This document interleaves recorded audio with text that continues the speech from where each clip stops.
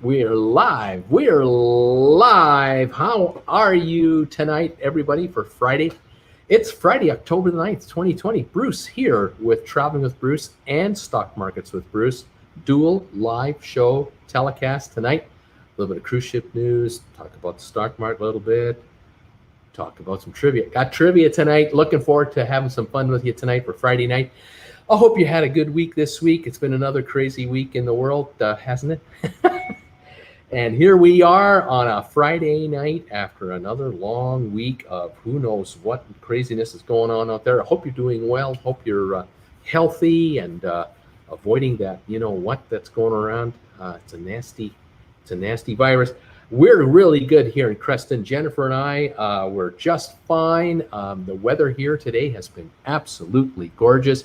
We're really happy. It's been a beautiful sunny day outside in Creston, a gorgeous fall day. The leaves are turning color here. And I think we reached 70, 72 today. Not too bad, no wind at all, just great. But next week, our highs will only be in the upper 50s. It is beginning to turn, unfortunately. But that means it's apple season. Apples and pears are going to be coming off the trees around here. Plums have been harvested lately. We have a couple plum trees in the back of the house. We've been pulling them out. So yes, things are definitely happening. Let me double check my channels and make sure we're up and running on both. I'm double checking my big ass iPad, which is right over here. Yes, indeed. I have actually got 3 viewers on the little channel right now. Thank you, people. The People's Republic of San Francisco is here on my Stock Markets with Bruce channel, watching me right now. Thank you for popping in. If you're watching me, no matter which channel you're watching me from, say hi to me. Tell me where you're watching me from. What was your temperature today? How are you guys doing? Let me double check now my big ass telephone here, making sure that indeed we are live right here on the TWB channel as well. And there are now, I'm showing at least 27 of you in the TWB channel. And more coming in. Here they come. They're coming into the stock market channel. Keith Hensley is here. Hi, Keith. How you doing? And here we go. The comments are already flying on TWB. Welcome one, welcome all to the show tonight. Surprise show. Although kind of late, they've been going live on Friday. I just don't want to commit myself to every Friday doing this. It's sort of, can I squeeze in another live show? I did my live shows on Monday for the sponsor members at 7 o'clock Eastern, and my regular show at 8 o'clock Eastern. Then I went live on Wednesday night. Did you see the Wednesday night show with Don Terrace and Tony Barnett? We were live, the 3 amigos, on Wednesday night. We had a really good time. I tell you, folks, we were talking to each other about 15 minutes before we went on the air. We were already linked in, making sure everything was working, and then we were just hanging out. Then we did the show with all of you folks who watch it. I think we're approaching 7,000 views on that live show, just to give you an idea how well it's been received. And then after that show was done, we talked for another 45 minutes. And I could see Tony starting to yawn because he was getting kind of tired. It had to have been 11 o'clock at his time. Tony works as hard as I do, as does Don, and he was getting tired. It was only 6 or 7 for me. But we really enjoyed the big 3 Amigos show. We loved bringing it to you, and we loved to talk with each other. And then afterwards, we were able to visit with each other a little bit to compare notes on YouTube and what's going on in our worlds and all that good stuff. So it's fantastic. I can't wait to meet these guys in person. I haven't met them yet in real life. That day will come, and hopefully we'll put together a group cruise with the 2 of those guys, and we'll do a 3 Amigos group cruise. And then all of you guys can pile in, and we'll just take over a ship. That would be something. The cruise lines will never be the same. So thank you for being here. It's Friday night, and I'm excited. Couple of things I wanted to mention right off the show here, apart from saying hi to all of you guys and encouraging you to say hi to me and let me know where you are.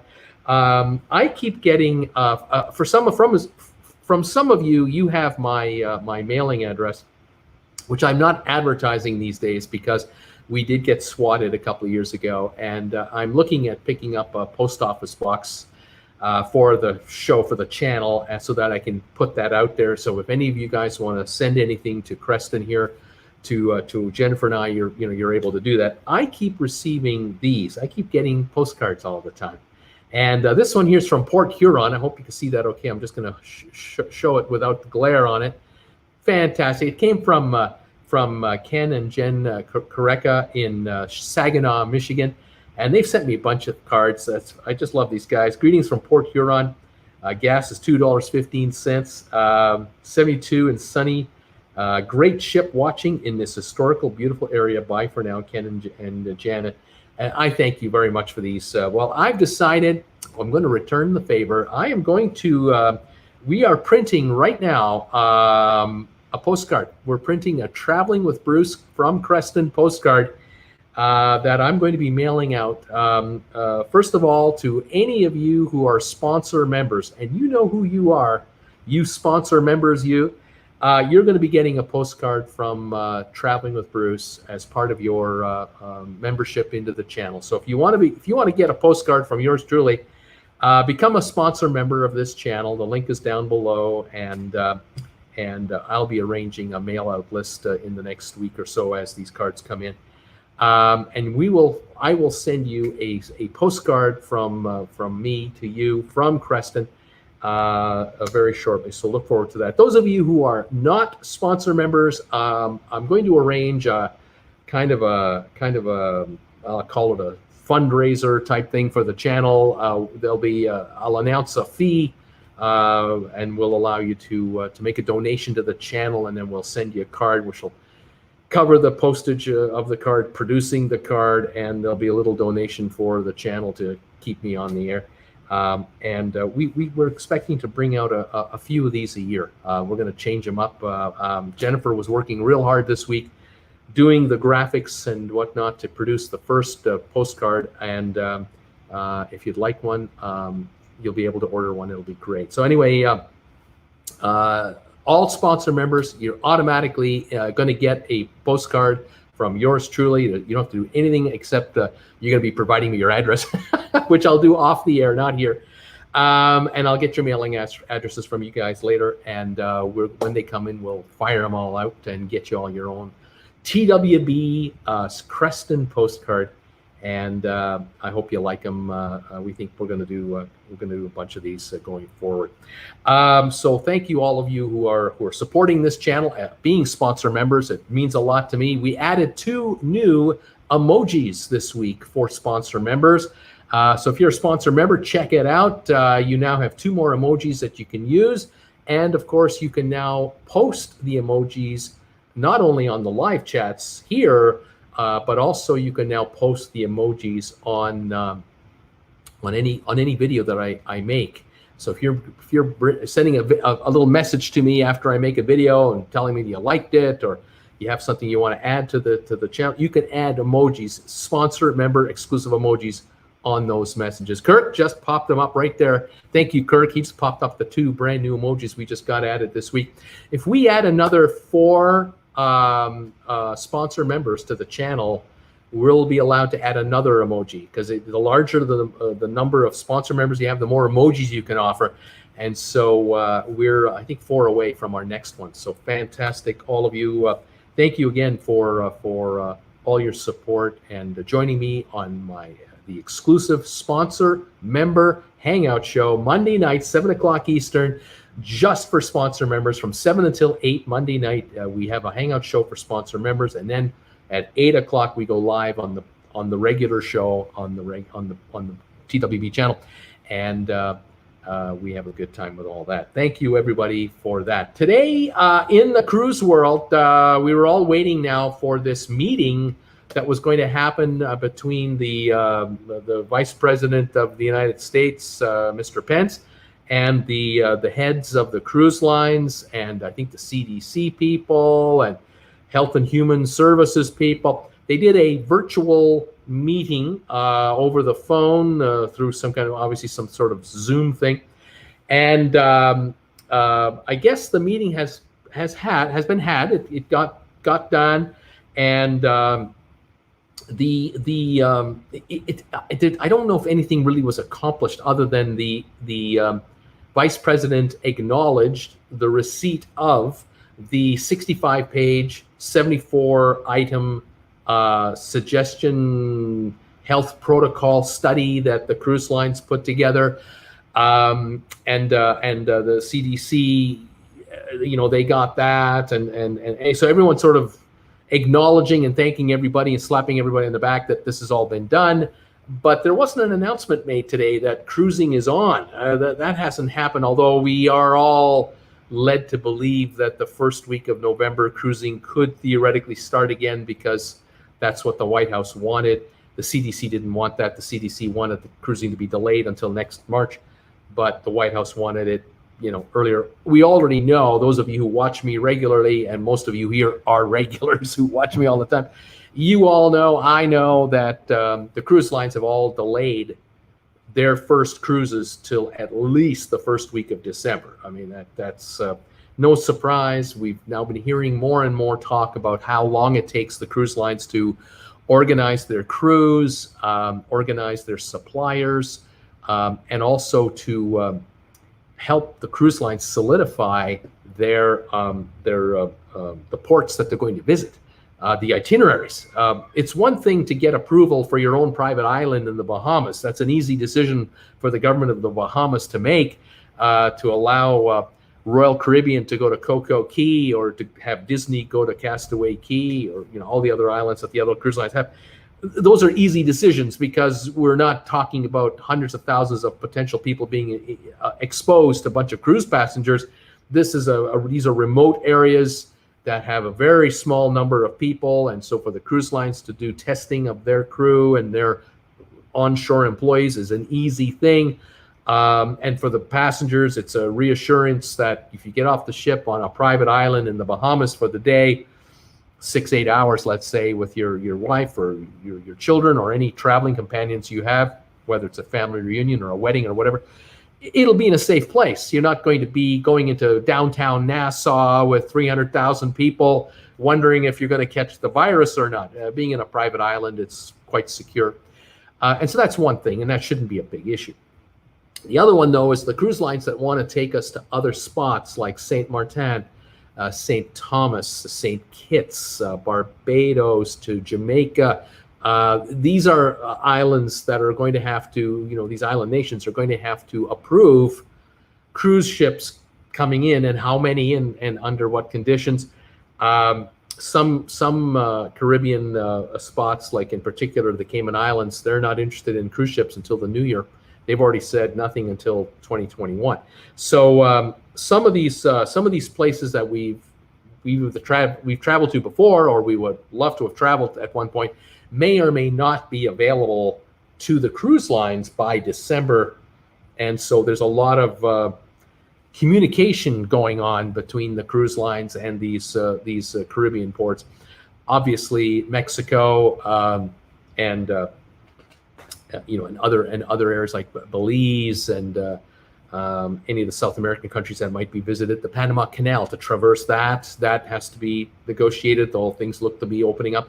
So there's a lot of work the cruise lines have to do, apart from just get their crew in. But having said that, if you're going to, like Carnival, they were talking about 6 Carnival ships would start sailing, 3 out of Miami, 3 out of Port Canaveral, I believe it was. 6 ships, 1,000 crew members per ship minimum. That's 6,000 crew you're going to have to get to those ships. Now, are they allowed? Can Carnival arrange airfare for 6,000 crew members from various countries around the world to fly into Florida? I don't think so. Not at the moment. I don't know if that's even being done. I'm not sure if that's being allowed by the CDC or Homeland Security, U.S. Customs, the Health and Social Services. I'm not sure if they've allowed all this international traffic to happen. I'm well aware of the fact, though, that Europeans can't come to the U.S. I can't easily. I can fly into the U.S., but I can't drive into the U.S. So if you have crew members being flown from the Philippines to Heathrow, and then you want to transfer them from Heathrow to Miami, can that be arranged? Will the United Kingdom allow a charter flight or regular service from the Philippines, Indonesia, India, Pakistan to London, and then let those folks gather up onto flights to Miami. These are all logistics that are being worked on as I'm talking to you over the next few weeks. So the cruise lines are really up against it. They're really scrambling right now to figure it out. And then there's the elephant in the room, and that one is known as the November 3rd election. Despite what no one is saying, because the cruise lines will not talk about this. They don't want to get into trouble. They leave it to me to talk about it, and I get the hate mail. November the 3rd is the election. And if the election goes the way of the current administration, and that the next 4 years will be the same people in charge, the cruise lines will go right ahead and bring their crews in because they know they can sail. They've got the approval from above.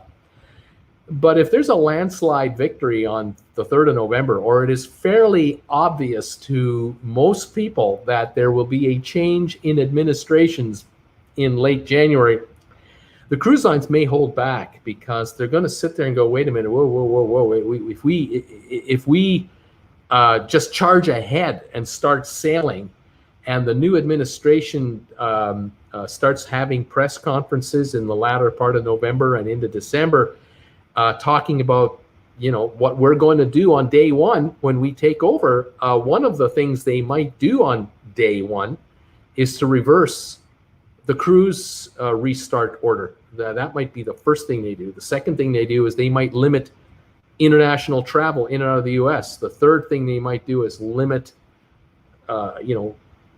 interstate movement between states. I mean, if this virus is really building up, and if this thing really ramps up like it's been ramping up in Europe lately, and starting to ramp up in other places, in Canada too, by the way, the new administration coming in might say, don't make plans to go traveling in January, February, and March.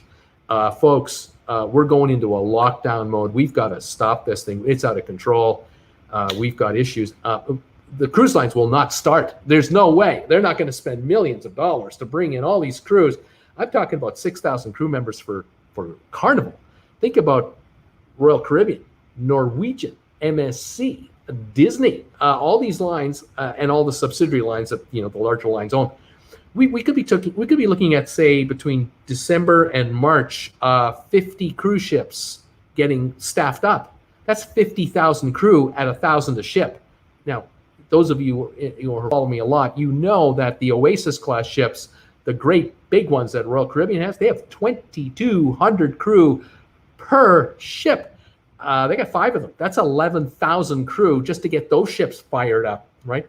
So if Royal Caribbean is going to spend the kind of money it'll take to sign contracts for their employees, arrange their testing, arrange their flights and accommodations and meals and a quarantine scenario once they get to the U.S., or a quarantine scenario on land, then be allowed to put them on the ship, or however it has to work before they can even handle a paying passenger, these cruise lines will be millions and millions of dollars into the game before you or I step one foot on board a cruise ship. By the time we get on a cruise ship for a 1-week getaway or whatever it's going to be, the cruise line has spent millions and millions of dollars getting their ships ready, supplied, staffed, tested, and cleared for business. And they're not going to want to take that chance to do all that work if within a week of the election, by the 10th of November, the 15th of November, if there's a change in administration and the new administration is already hinting, we're shutting everything down the minute we get in. There's no way. Then the cruise lines, they won't even start up in December. They'll do another 1 month delay. Wait. They'll do a delay till the end of January, and they'll wait because they're going to say publicly, we're not sure what the new administration wants to do. We have to be careful. So it's a prudent thing to do for the cruise lines. It's a smart way to go. It's frustrating for us, certainly frustrating for the shareholders of the cruise lines, the cruise lines themselves. But I have a suspicion that if it's obvious there's going to be a change in administration, despite whatever court battles are happening or mail-in voting controversy or whatever's going on, and all that stuff, if it's pretty obvious that doesn't matter, the votes are so over here that these guys are out and these guys are in, the cruise lines are going to go, okay, we now know we answer to another party starting the end of January. We now answer to another group of people, and that's the next 4 years. We gotta go with the flow. So whatever the current administration wants, the cruise lines will say thanks anyway. But the end of January, somebody else is in town, and we gotta go with those guys. And who knows who's going to be in charge of the CDC? Who's going to be in charge of the press releases for the CDC? Who's in charge of all these agencies? They change. It's all over. Everyone shifts out, and we have to see, what the thinking of the administration is going to be going forward. So, folks, we all are getting our hopes up that we can go cruising real soon, but we better pay attention to the calendar and to reality.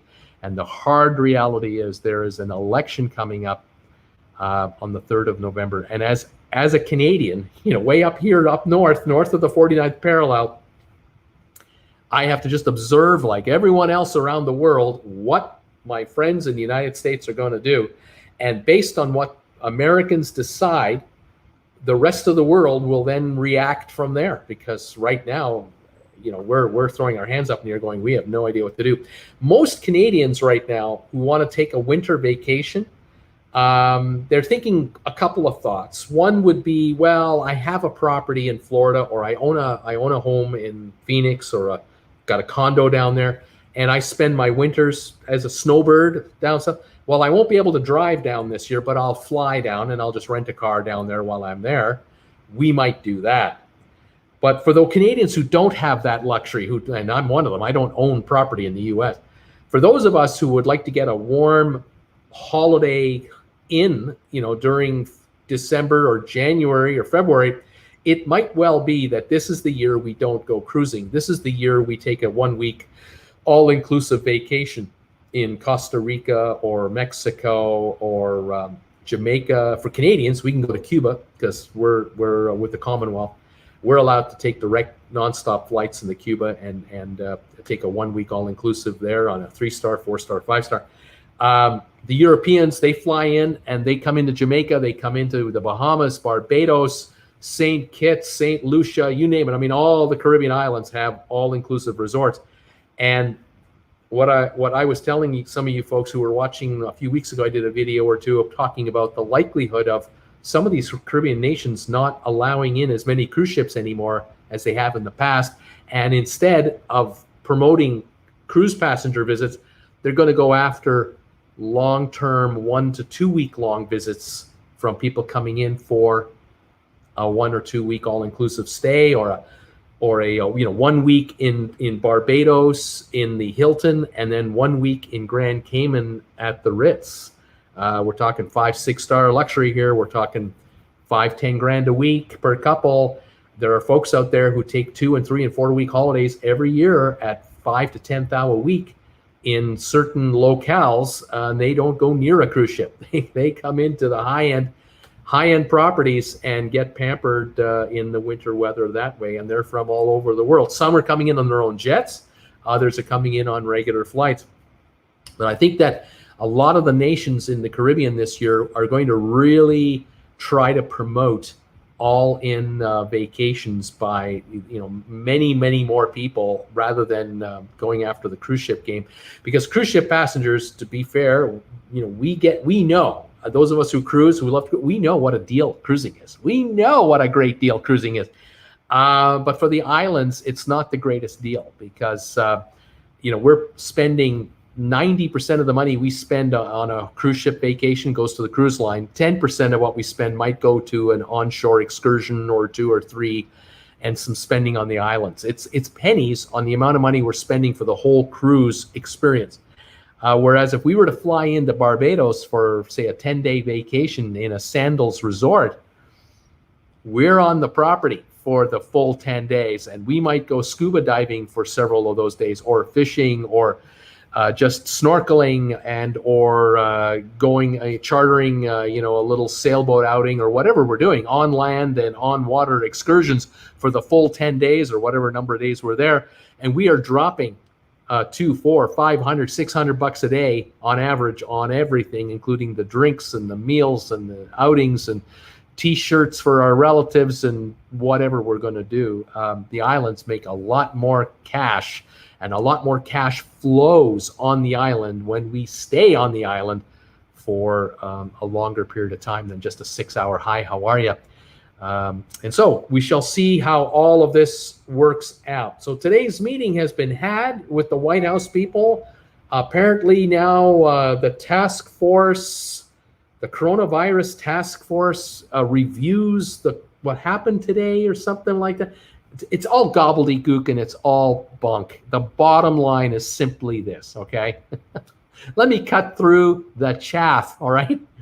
The call was held with the vice president and all the others, and the vice president will now theoretically report to the president and say, we had a phone call and there are new safety protocols in place, and we all think cruising should start again, except the guy who's running the CDC who thinks it's a bad idea.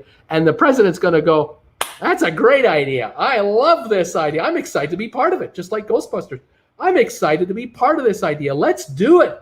And so the official word will come out in the not too distant future that, oh yeah, sailing is going to be great out of the U.S.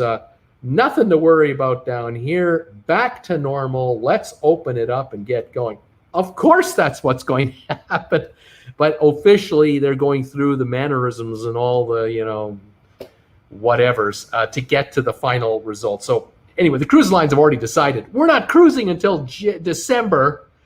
And nudge, nudge, wink, wink. I'm telling you, they're not sailing in December if the election goes the other direction. If the current administration is out and a new administration is coming in, there may not be sailing until the new year.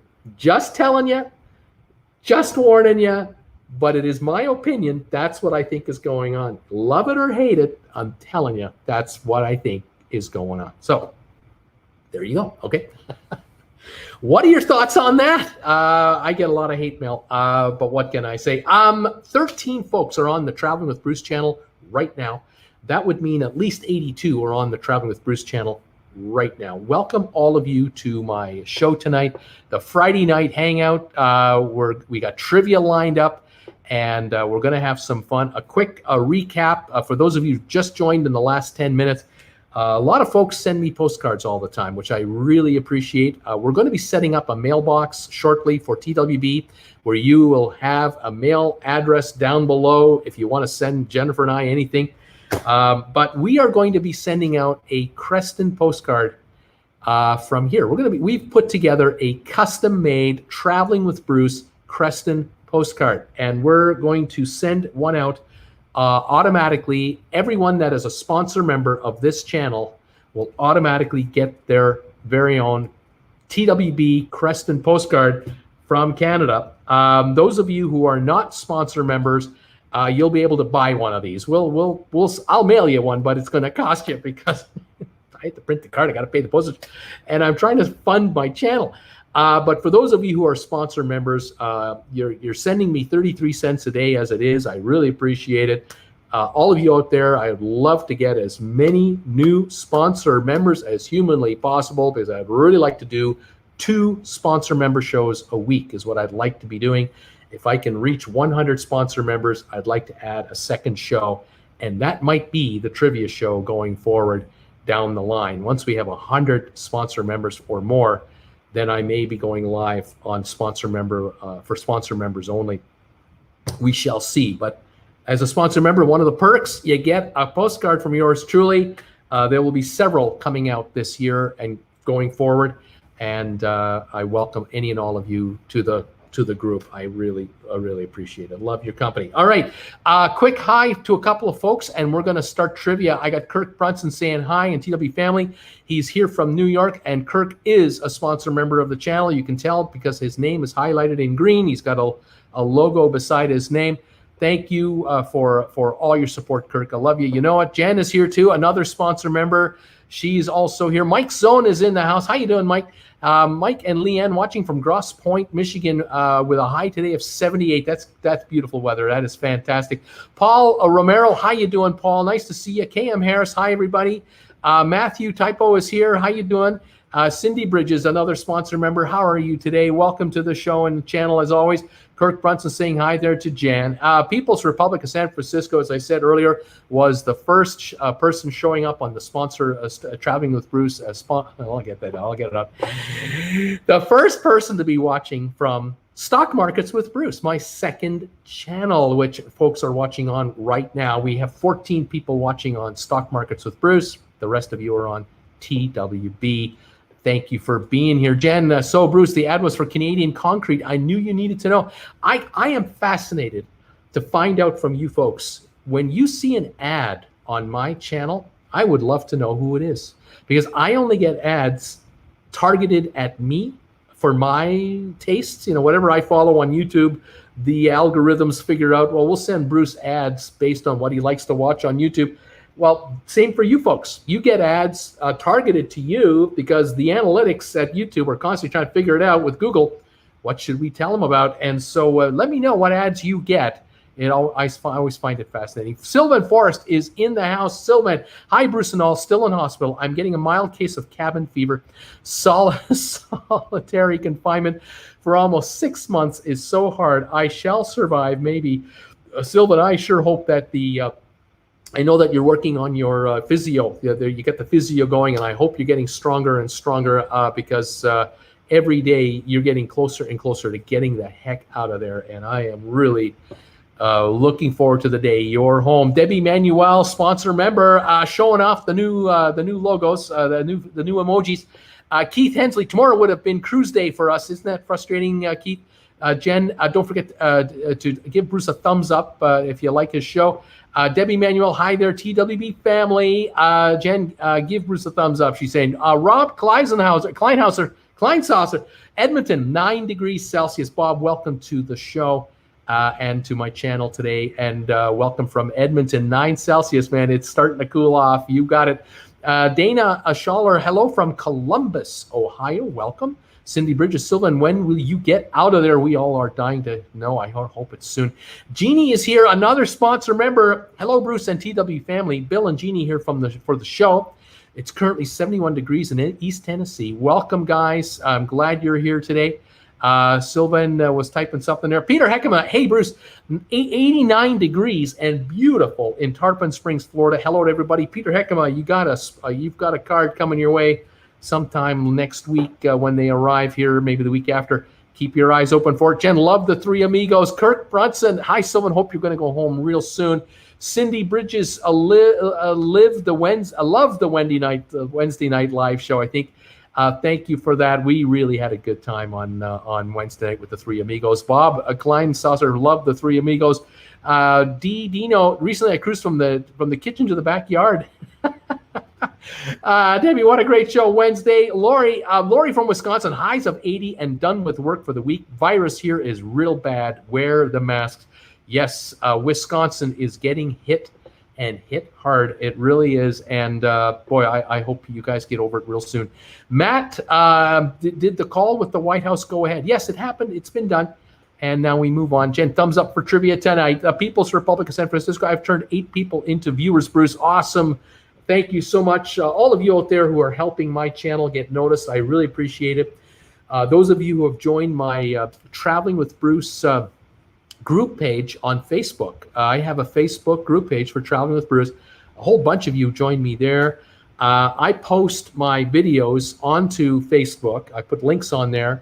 And a number of you have been so kind to me. You have started to share my videos with your Facebook friends. I really appreciate that. This is a huge positive thing for this channel.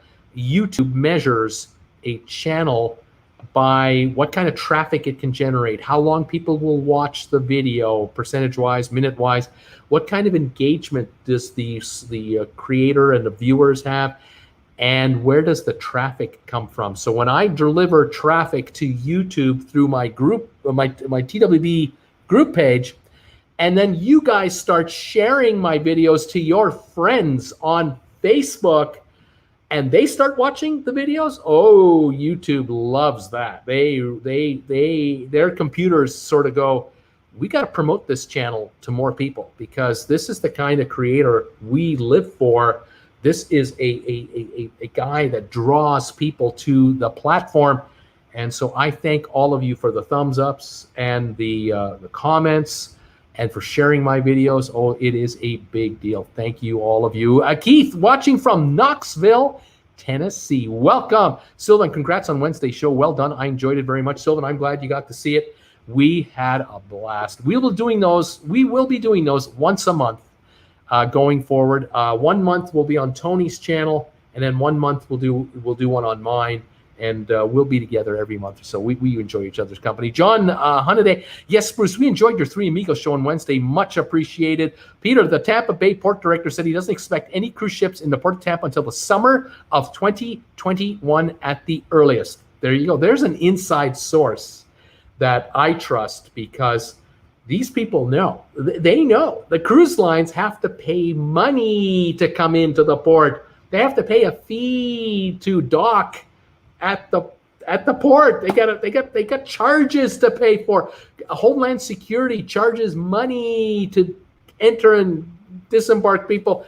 Embarkation, disembarkation. The cruise lines will not sign contracts with ports unless they know they're going to use the port. They don't just willy-nilly make deals with all these port cities and then cross their fingers and hope they can go in there with their cruise ships.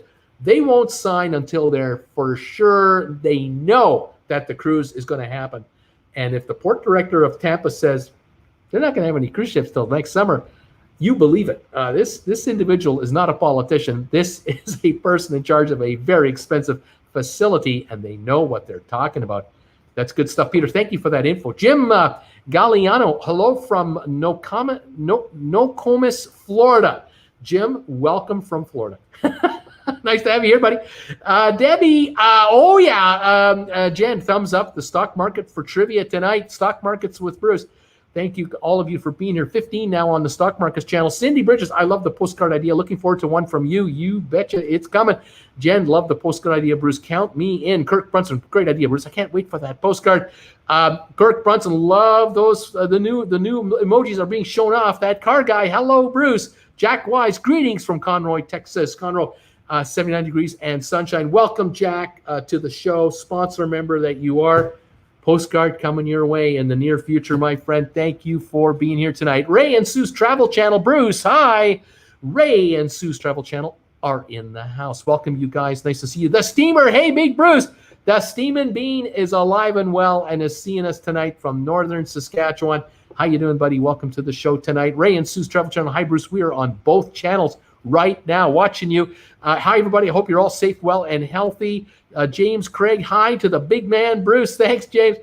Dan Massey, hello, Bruce. Dan, how you doing, buddy? Thank you so much. I noticed that you are prolific. You are prolific. You are on my Facebook group page, and almost every time I load up a video, you share it with your friends. I cannot tell you how much I appreciate this. It means the world to me. You and everyone else that shares my videos on Facebook, on Reddit, on Twitter, on any social media you can get my videos out to people that don't know who I am. Huge deal. I really appreciate it, Dan. Thank you so much. KM Harris, what about sailing them to Miami? What about sailing them to Miami? Sailing what to Miami? The cruise ships to Miami? There's a bunch just off the shore. They'll come. Or you're talking about sailing the crew to Miami. Don't be surprised if that starts happening in a big way if everything starts up. But between now and Election Day, everyone's on pins and needles waiting to see what happens. Jack Wise, well, the Thanksgiving cruise was canceled. Moved everything to December 16th. Life is good. Norwegian stock is at $18.73. I'm up $875. Way to go. The cruise lines have been inching up again, but I don't think they are long for this world. The reality of the financials will come home to roost eventually. However, hey, if any of you folks are making money on cruise shares, God bless you. But I think you can make more money having them go down than go up. And the stock that is overpriced the most, Royal Caribbean, sitting at what, $71 now? Way too high. Dave C. Bruce, please, Bruce, advise your viewers that numbers in the U.S. At an alarming rate. The infection rate in Miami, Fort Lauderdale area has a new infection rate well over 5%. It is it's scary in certain areas of the U.S., but I will tell you that in Canada too, Montreal and Toronto, the numbers are climbing there too. Not as bad as that, but they are going up. By the way, cheers to all of you from Traveling with Bruce here in Creston, British Columbia, home of TWB and Stock Markets with Bruce. Thank you for joining me tonight. Fantastic. Caffeine-free Diet Coke. We'll be doing trivia very shortly. Ray and Sue's travel channel. Bruce, won't the cruise lines just reverse the process of repatriation? Cruise ships picking employees up, and when cruising returns sufficiently, transfer their crews using grouped ships and tenders. It could well be that I know there are a bunch of ships offshore Singapore. These ships can be sent to Manila in less than 24 hours. And if they can arrange the crews to gather up in Manila, get them tested, and then transfer them from the shore to the ship if they're testing COVID-free, they can then have 2,000, 3,000, 4,000 crew members per ship, and then start sailing those ships to North America. That could be a plan. We'll have to see. There's a lot to be done yet. Michael X. Hi, Bruce. Mike from Arizona. Welcome. Paper City Gamer Jeff, 700 cases a day in Massachusetts. Again, Paper City Gamer, thank you for being here. And thank you again on Wednesday night. You made a donation to the channel, and I thank you. I didn't have a lot of time to say thanks to a lot of folks on Wednesday night. A number of you made donations. I know I had a viewer send a donation to my PayPal donate button, and I didn't even get to mention it. And I was pretty busy running that show with the Three Amigos. But thank you. UMass, University of Massachusetts, college kids doing a lot of parties still. Ridiculous. Ken Barnett, I'm in UK, not even talking about starting. They're not even talking about starting in the UK. There is a no sale order in the UK, no restart date, not even a chance right now to start sailing. That tells you a lot about what the rest of the world thinks. I know there are a few cruise ships in the Mediterranean, but it's a handful. I think they're crazy to even try it right now. But, hey, to each his own. If it works, it works, but I don't think it's working. It's not going to work that well. It certainly can't work on mass. I don't think so. Sylvan, I don't care who gets elected in November. I want to sail on Harmony of the Seas on December the 6th. Right. We pray for everyone around the world suffering from the effects of this virus. We just hope countries can cooperate and collaborate when the vaccine options are a reality. I like the sound of that. Kirk Brunson, Bruce, I got you on Stock Markets on my big screen TV and Traveling with Bruce on my telephone. How do I look on the Stock Market channel there? Kirk, how's it going there, buddy? Way to go, pal. Thank you for being here. It's not a number of cases. It's how many can be treated effectively. Ray and Sue, I would be very surprised if the cruise lines start up before January, except some pilot cruises designed to test the safety protocols. Rayleigh Creative Channel. Hey, all Rayleigh. How's it going? Robert Blend. Hi, Bruce. GameStop failed to follow through today. Is it still worth holding? Oh, yeah. Oh, yeah. You've only just begun to see what's happening with GameStop. Those of you who follow me a little bit, you don't quite know everything, what's going on. By the way, Sharon Chapman, thank you for your donation. That just popped up on my screen here. You did a PayPal donation just a second ago. It landed. Thank you very much for your donation. Let me know what you want to see for that. I now have motorcycles as a reward video. I have fireworks. I've got a puppy dog, and I got a pussycat. You let me know what you want to see. Robert, I did a couple about GameStop on my Stock Market with Bruce channel. I'm pointing at my big ass iPad where the channel is over here. And I told viewers about 2 months ago that GameStop at about $4.50 a share could be a good buy. And the shares went to that $7, $8, $9 range about a month later. The company has more shares shorted. There's more people who've shorted the stock. In other words, they've sold shares at a high price to try to buy them back at a low price. There are more shares shorted than exist. The stock is due for a whiplash higher. And this week, the first indication took place when the stock was halted. Was it yesterday? At around $9.50 a share. They made an announcement with Microsoft. This is going to be a big deal going forward. I don't think the market yet fully understands how big a deal it is. The shares went to $14.50 last night in the aftermarket. They went up $5 a share, 50% gain in an hour. Today they came back a little bit, but do not be surprised that they go much higher than this. People are talking $20 to $40 a share for GameStop. That's what they're talking about. They used to be in the $50 neighborhood at one time, but there is serious speculation going on that if the short squeeze is anything like people think it could be, the shares could reach that $20 to $40 range. So this $12 neighborhood is nothing, just nothing. So we'll watch for that. David C. DeSantis, the governor of Florida, is trying to hide the numbers in Florida. The media is printing information to the contrary. Numbers are skyrocketing here in South Florida. Scary stuff. Rob, winter vacation on Vancouver Island. Jen, Dave, I have Floridians telling me all is well. Andrew, hi, Bruce. Sorry I'm late. Had to feed my brother. Not a problem. Jen, and I know it is not all well. She's saying it's not well in Florida. It's bad in Florida. Ray and Sue's travel. What about the outlook for the cruise line stocks, Bruce? If there's a second wave and more cases in the U.S. in the future, despite the government plans, what do you think will happen? If the election changes administrations, and cruising doesn't start until next March, just as optimistic as that could be, because that might be too optimistic. But even if it's delayed until March, that means there's no cruising for November, December, January, February, March. 5 months. That's another $5 billion that will evaporate out of the bank accounts of the three largest cruise lines: Norwegian, Royal Caribbean, and Carnival. Just those three guys. That's $1 billion a month, $5 billion gone. Carnival says they have $8.2 billion cash on hand. $2.6 billion is already called for. They have to use that to pay back loans that are maturing between now and next year. They've only got $5.5 billion actually. They're going to use they're going to use about $3 billion of that money between now and next March if they don't sail. They'll be down to $2 billion in cash by next March. And then to start the cruise line up again, if they can start then, which they might not be, but if they can start, they're going to need $1 billion to get everything going again. And so they're going to be cash poor by next summer, like desperately cash poor, unless they can raise another $3-4 billion. Same for Royal Caribbean, same for Norwegian. We are only just starting the hurt and the pain, people. Financially for the cruise lines, it's only just beginning. Dave C. Snowbirds from Canada should not come to Florida at this point.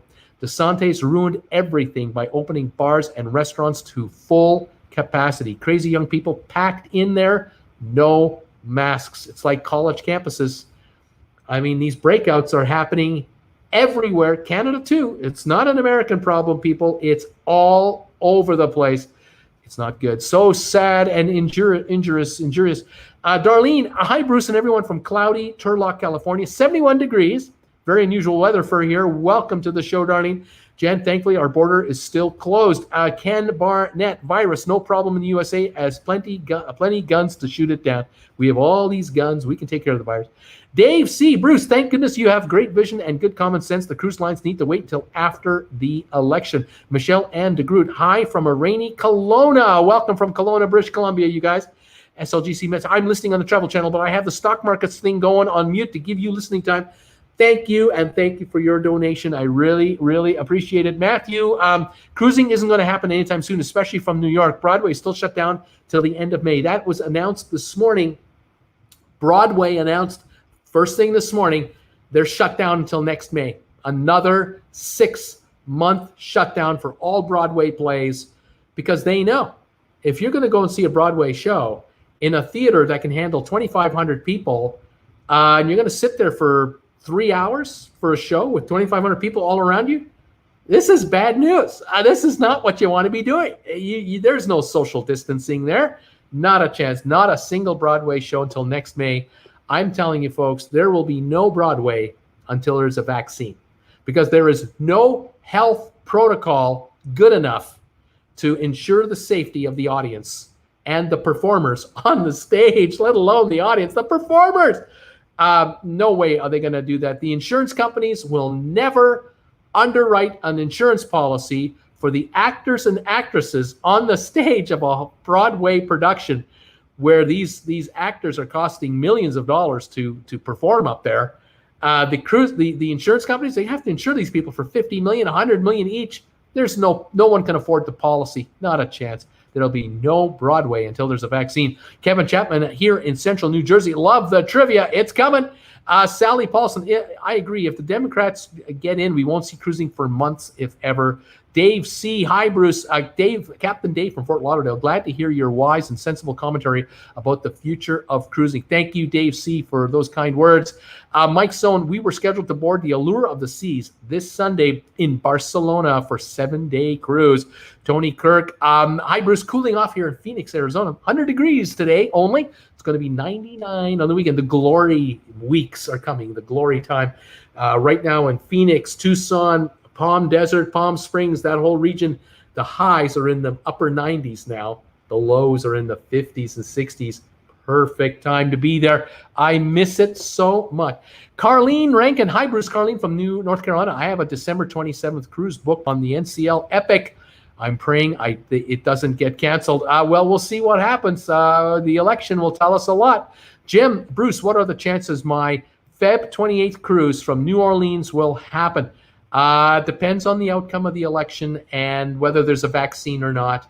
But I'm not so sure. I really am not so sure.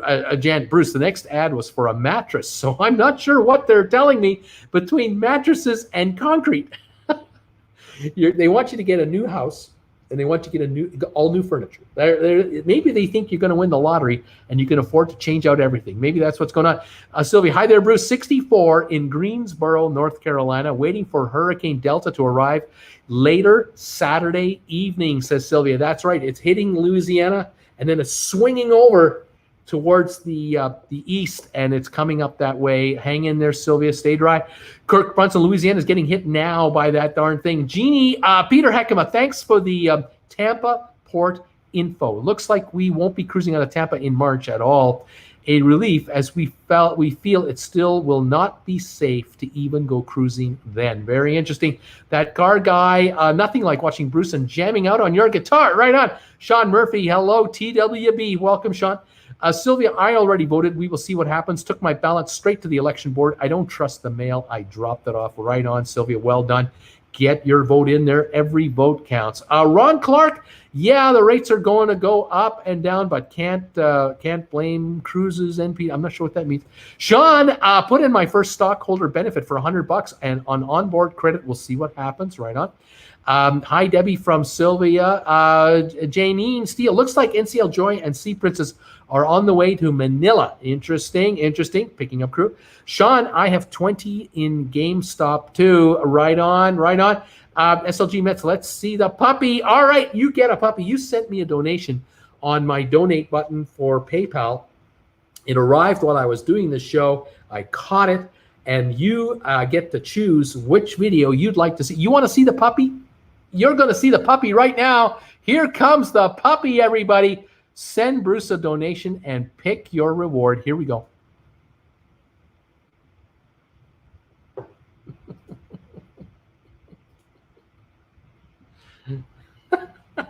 I love this puppy. There he goes. Yeah, I love that puppy. All right, we got the puppy, and thank you, Sharon, so much for your donation. It's funny. It seems that we have the same frame of glasses. Scary. These are Costco readers, man. These are cheap Costco readers. I get 3 at a time because you see it's a 3-pack. It runs me $18 to get these magnifiers. That's all these are. They're just magnifiers. And yeah, there you go. Oh, by the way, if any of you become a sponsor, join the sponsor member group while I'm on the air, you tell me what video you want to see, and I'll crank up a video for you guys as well. Remember, if you become a sponsor member, you're going to get a postcard from Creston, British Columbia, from TWB. All sponsor members will get a postcard as part of their membership, along with that exclusive show at 7 o'clock Monday nights and special emojis and occasional special videos. Thank you, all of you, for following me tonight. Billy, good evening, everybody. Good evening, Bruce. How you doing, buddy? Really cool show the other night with the 3 amigos. Thanks, buddy. Jen just sent a donation. She wants the motorcycles. Jen wants the motorbikes. You got it, Jen. We're going to do motorbikes. Sylvia is saying, is this the second wave of the virus? Everyone's numbers seem to be going up in the Southeast. It looks like it. Jen, okay, guys, 20 more thumbs up, likes button. Let's get going to trivia. I'm getting ready with those motorbikes. Toby Kirk, Bruce has been tracking the NCL Core The Bliss is close behind the Encore. It is on its way to the UK from Sweden, hopefully coming back to the USA, Miami, ready for my January the 2nd cruise. Sylvia, Bruce, would you get the vaccine right away? I will not get the vaccine because not enough minorities are doing the trials. Too dangerous for me. The only way I'll be allowed to get the virus is if the government of Canada, through the health board, approves it. And that is an arduous process, very thorough. The government of Canada and the health system in Canada is world class. And not everybody loves it. Not everybody hates it. But, we all have our controversies. But yeah, the minute it's available, I'm happy to get the vaccine. Happy to get it. But it has to be cleared by my government. Otherwise, no way. MG Toe, hello, everybody. I'm so happy and excited to be here. MG, how are those game shares doing? GameStop shares? I think they're doing pretty good overall. Ray and Sue's Travel Channel, we think our transatlantic cruise from New York to Southampton in April on Anthem of the Seas is at risk. Anthem is on the UK South Coast, and I doubt she'll go back to the States. You could be right. You might find it's not going to happen. Leslie Chernoff, I've personally just come off a 14-day quarantine with absolutely no symptoms, not even a cough. My gym welcomed me back with open arms today, and I will book my cruise with my awesome travel agent ASAP. Congratulations, Leslie. You're definitely one of the lucky ones because I've heard so many others who've had lingering issues, but this is good news, man. Fantastic. MG, now is a time, if you can afford it, to get at least 100 shares of each of the major cruise lines just to get a free onboard credit. I think you can wait. They're going down. Leslie, also, I can literally walk to the Port Canaveral Cruise Terminal in Cocoa Beach. Here we are. Jan, thank you so much for this super chat. You want the motorbikes? You're getting the motorbikes. I uploaded a motorbike video the other day. Check this out. See what you think of this one. Here we go.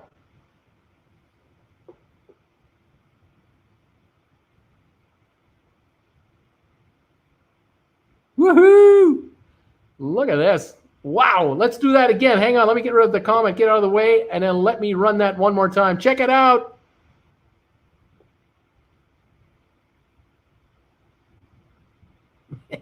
Jeez. Oh man, these guys are not Evel Knievel. I'll tell you that. Isn't that something? That's incredible. Thank you, Jan, so much for your donation tonight. I appreciate it, and everyone else.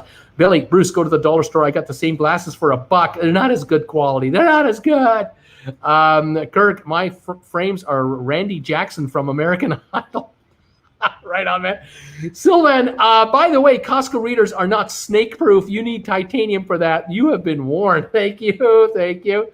Debbie, hi, Sylvia. Hope you get to escape the damage from yet another storm. Ron Clark, yeah, Broadway's closed, but the strip clubs are open. There you go. Leslie, by the way, my beautiful wife, and I never miss any of your always terrific videos. Thank you, Leslie, for those comments. I appreciate it, and I'm glad you're better. This is good stuff. I'm happy to hear that. The gaming text, hello, Bruce, and everyone. Hello there. Rayleigh, Creative Travel, hey, MG.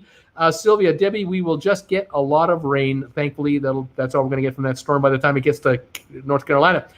MG, I'm so happy that if my options come forth, which one on the money you will get a free cruise and a bottle of crystal champagne. MG. I just hope you make a ton of money. I hope you make a killing on the GameStop because I know you bought in early and they are running. I think they're on their way. I'm hoping for the best. Sylvia, wow, look at those stuntmen on the motorbikes. They're unbelievable, those guys. Leslie, woohoo is an understatement. Jen, it was worth every penny, Bruce. Thank you so much. Ray and Sue's Travel Channel. Wow, those motorbikes, I find the secret of a long life is not to do anything that might shorten it. Kirk Brunson, I think I could do that same bike flip after a few Bahamas mamas in your mind. Yeah. Jack Wise, my frames are U.S. government issued through the Veterans Healthcare System. Right on, buddy. Way to go.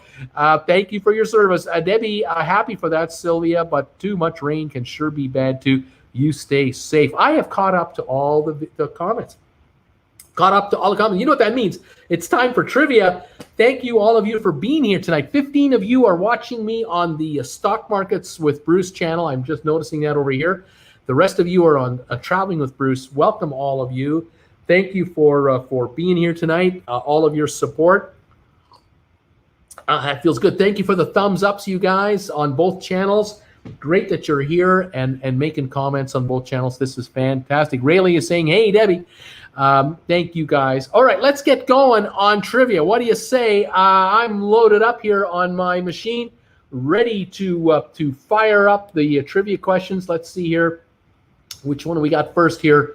Oh, yeah, we got a good one here to start things off with. Let's see how you guys will do today on trivia. I'm feeling pretty good about how you guys do. You're pretty deadly on trivia almost all the time.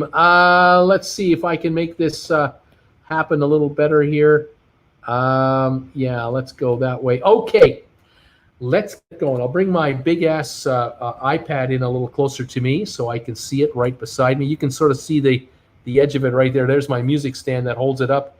Kind of move that out of the way a little bit. And yeah, I'll be knocking off the questions. All right, guys, thumbs ups. Thank you, MG. You got that right. Thumbs up for Bruce. Gaming Tech Bruce, can you do another late night show? Maybe. Suzanne, has anything changed for Carnival in November sailings? There are no sailings in November for Carnival. Their first cruises will be in December. All depends on the election, though. That's what I think. Wait until after the election to find out if your cruise is really going to happen or not. Okay, here we go, guys. Are you ready for your first trivia question? You can answer the questions on TWB or on Stock Markets with Bruce. Makes no difference. I get all the answers on my computer screen. And let's see what happens. Paper City Gift, I do like the late night shows also. Should I do a show at like midnight Eastern or something like that? Should I do like a real late one for you guys? I don't know. It's only 9 o'clock Pacific time. I'd still be awake, kind of, sort of. I don't know. Anyway, we'll see what we can do. Here's your first question for tonight's trivia show. Can you tell me the name of all of the cities of the world that you can find a Ritz-Carlton hotel? The high-end 6-star luxury Ritz-Carlton hotels. What cities of the world can you find a Ritz-Carlton in? Have any of you ever been in a Ritz-Carlton hotel? Gaming, yes, Bruce. Debbie, hi there, Blaine. All righty, let's see. Here comes some answers. They're coming in on my phone here. Here they go. They're coming in like crazy. Jen said, I'm too old for late night. I can't do that. Kirk Brunson, New York City's got a Ritz-Carlton, buddy. New York City. Yeah, New York has one in Battery Park, and they got one in Central Park as well. And then there's one in New York State in White Plains. There's 3 for New York.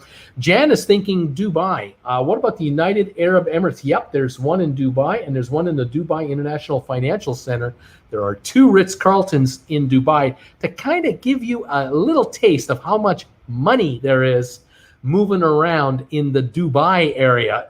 There's a lot of cash moving around in Dubai, and there are a couple of Ritz-Carltons there to collect some of it. Yes. Rayleigh has New York. So does Paper City Gamer. SLGC Mets. What about London, England? London in the United Kingdom. London, England. Let me just see here. The UK for London. Let's see. I know there used to be one. There definitely used to be one in London. Just checking here. Not on that list. Not on that list. Not over there. But there was a time there was a Ritz-Carlton in London. I'm not showing one at the moment. Gaming Tex is thinking Philadelphia in Pennsylvania. Yep, Philadelphia's got a Ritz-Carlton. BC has New York City. Sylvia is thinking Munich in Germany. Germany, nope, not in Munich, but there are 2 cities that have 2 cities in Germany that have a Ritz-Carlton. We have London again, New York again. Sylvan thinking Montreal in Canada, as we say. Canada, let's see about that. Canada, I'm looking for Canada. Here we go. No, I don't have Montreal, but the other big city has one. There might have been one at one time. Anthony Williams is thinking Chicago, Illinois. Let's see here. Chicago, Illinois. Chicago didn't pop up. I'm surprised at that. But then again, not every city has a Ritz-Carlton. Let's see now. Think about world-class cities for sure. Here we go. Mike's Zone, Toronto in Canada. Yes, sir. Definitely Toronto has a Ritz-Carlton for sure. Paris used to have a Ritz-Carlton. I have a feeling that the Ritz-Carlton chain may have changed ownerships and that the Ritz-Carlton in Paris is no longer associated with the Ritz-Carlton family. I could be wrong, but I'm not showing it on this quiz here today. Miami is the next guest. Let's take a look for Florida. Miami. Okay, yeah, Miami Beach in Florida, definitely. There are other Floridian located Ritz-Carltons, a number of them in Florida. West Palm Beach has just come in here. I'm looking. I'm not sure if I don't see that specific listing, but we'll keep an eye open. Chicago, Atlanta, Atlanta, Georgia. Yes, downtown Atlanta and Atlanta Buckhead. There are 2 Ritz-Carltons in Atlanta. Houston for a Ritz-Carlton. Houston in Texas. I'm not showing anything for Houston, but I am seeing another city in Texas. I'm seeing one. Now, Abu Dhabi. Jen is wondering about Abu Dhabi. I'm not showing Abu Dhabi in the UAE. Nope, not showing that. Las Vegas, Nevada. Nevada. Not showing a Ritz-Carlton in Las Vegas, believe it or not. Montreal, no. Singapore. Yes, there is a Ritz-Carlton in Singapore. I think they have Rolls Royces that will pick you up and take you to the airport as well. I'm pretty sure. New York, we've done. Dallas is the other Texas city. Yes, Dallas, Texas has a Ritz-Carlton. Muscat in, I would say that would be Oman, Muscat. I'm not showing it on this list. Quebec, no. Philly, we've done. Los Angeles in California, yay. Yep, LA has a Ritz-Carlton, definitely. They will be more than happy to accommodate you for big money there. Shanghai in China. Shanghai, yes, there is a Ritz-Carlton in Shanghai, and there's another one in Pudong in Shanghai. There are others in China as well. Hong Kong, yes, indeed. There's a Ritz-Carlton. I think they have limos to take you and pick you up to the airport there, too. Geneva. Excuse me, Geneva. Wrong pipe. Geneva in Switzerland. Geneva. I would think so. I would say a strong yes, but I'm not showing it on this chart. But I would say that there would likely be one. Montreal stayed there 20 years ago, and it might be gone now, Robert. That's why it's not there today. Florida, yep. What cities? Toronto, we've done. Hong Kong, we've done. Beijing in China. Yes, there's 2. The Beijing and a Beijing financial district, a Ritz-Carlton. Kevin, excuse me, Boston, Massachusetts. Yes, there is a Ritz-Carlton in Boston, Massachusetts. Miami, we've done. Beijing, we've done. New York City, one guess at a time, Leslie, just one at a time. Taiwan, China, Taiwan, Taipei. I'm not showing a separate listing, but there might well be one there. Singapore, we've done. Sydney in Australia. Sydney. I would have thought so, but I'm not showing a listing for Australia. Colorado Springs in Colorado. I have 2. I've got one in Avon, and I've got Colorado Denver, but not Colorado Springs. London, we've tried. Tokyo in Japan. Yes, there is a Ritz-Carlton in Tokyo. Dubai, we've done. Miami, we've done. London, we've tried. Tokyo. Germany, what cities? Brazil. A couple of guesses here. Excuse me. Brazil. I'm not showing Brazil for Ritz-Carlton. Honolulu in Hawaii. Yes, well, Kapalua in Hawaii. There's a Ritz-Carlton there. Hong Kong, we've done. Macau. China, Macau.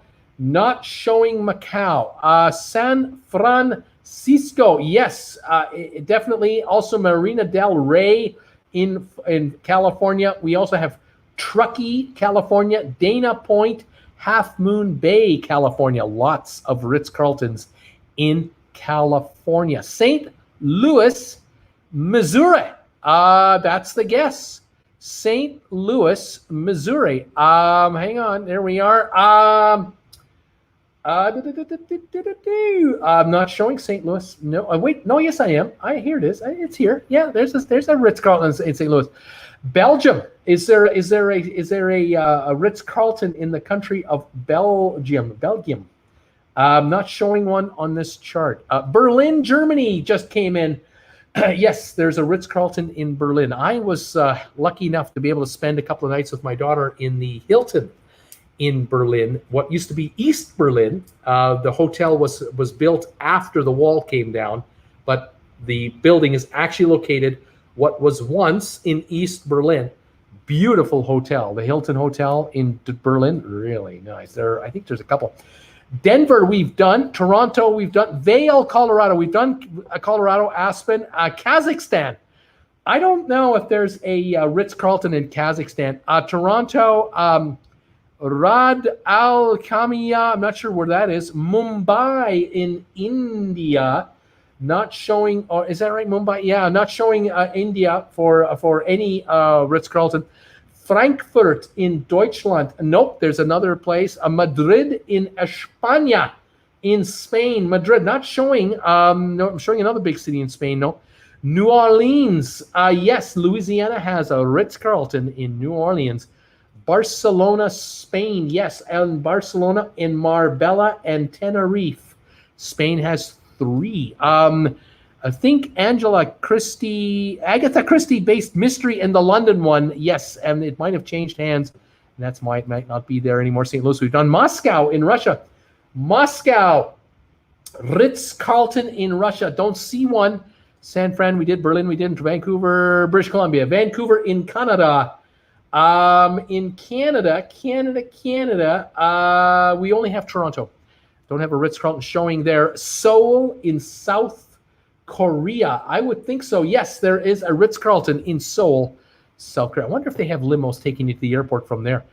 Riley Creative Travel, Washington, D.C. in Georgetown. Yes, and Washington, D.C. There are 2 Ritz-Carltons because they seem to have, from time to time, a few high rollers that come to town in Washington, D.C. Interesting. Monte Carlo, Monaco. Monte Carlo, not showing a Ritz property there. You'd think there'd be one there, a high-end place. Hong Kong, we've done. Moscow, we've done. Vienna in Austria. Vienna. You would think so. I can't find one, but expansion opportunities. Let's say LA, we've done. Miami, we've done. Haven't we done Miami? Haven't we? Yes, we did. Fort Lauderdale, that is correct. There is a Ritz-Carlton in Fort Lauderdale.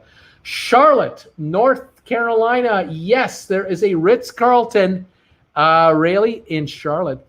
Tampa, Florida. Tampa, not showing one in Tampa, but I still have other cities in Florida. There's one south of Tampa, a town south of Tampa. Do you know what it is? It's a hint for you. Boston in Massachusetts, we've done. Fort Lauderdale, did it. Dallas, done. Mermaid Sea, saying hi. Charlotte, done. Melbourne, opening in 2021 in Australia. Very good, very good. We'll take that answer. Denver, we've done. Nelson, Calderon, Colombia. Columbia Ritz-Carlton, not showing one there. Orlando in Florida. Oh, yes, there's a Ritz-Carlton where the Big Mouse has a big facility. You betcha. Orlando. Tampa, south of Tampa. Los Angeles, we've done. Dallas, we've done. Dallas, we did it. Budapest in Hungary for a Ritz-Carlton. Not showing anything there. Tallahassee, Florida. No, not showing that. Another city near Tampa I'm thinking of as well. West Palm Beach just came in. Fort Lauderdale, Moscow, Arizona, Dove Mountain, Arizona. We've got Tucson and Phoenix. Those are the 2 in Arizona. Sylvia Swan, Singapore, we did. Berlin, we did. Miami, we did. Philly, we did. Phoenix, done. Just done. Aruba. Let's see. Have we got a Ritz-Carlton in Aruba? Not showing. Amsterdam, the city of Amsterdam, for a Ritz-Carlton. Not showing. Cleveland, Ohio, for a Ritz-Carlton. Yes, there is a Ritz-Carlton in Cleveland, Ohio. There are folks with cash there too. Isn't that something? You wouldn't think that city would have one, but it does. St. Louis, we've done. Cancun, Mexico. Cancun in Mexico, not showing on this list. Oh, but I am showing it on this list. It's right in the middle, right here. Cancun, Mexico. Yes.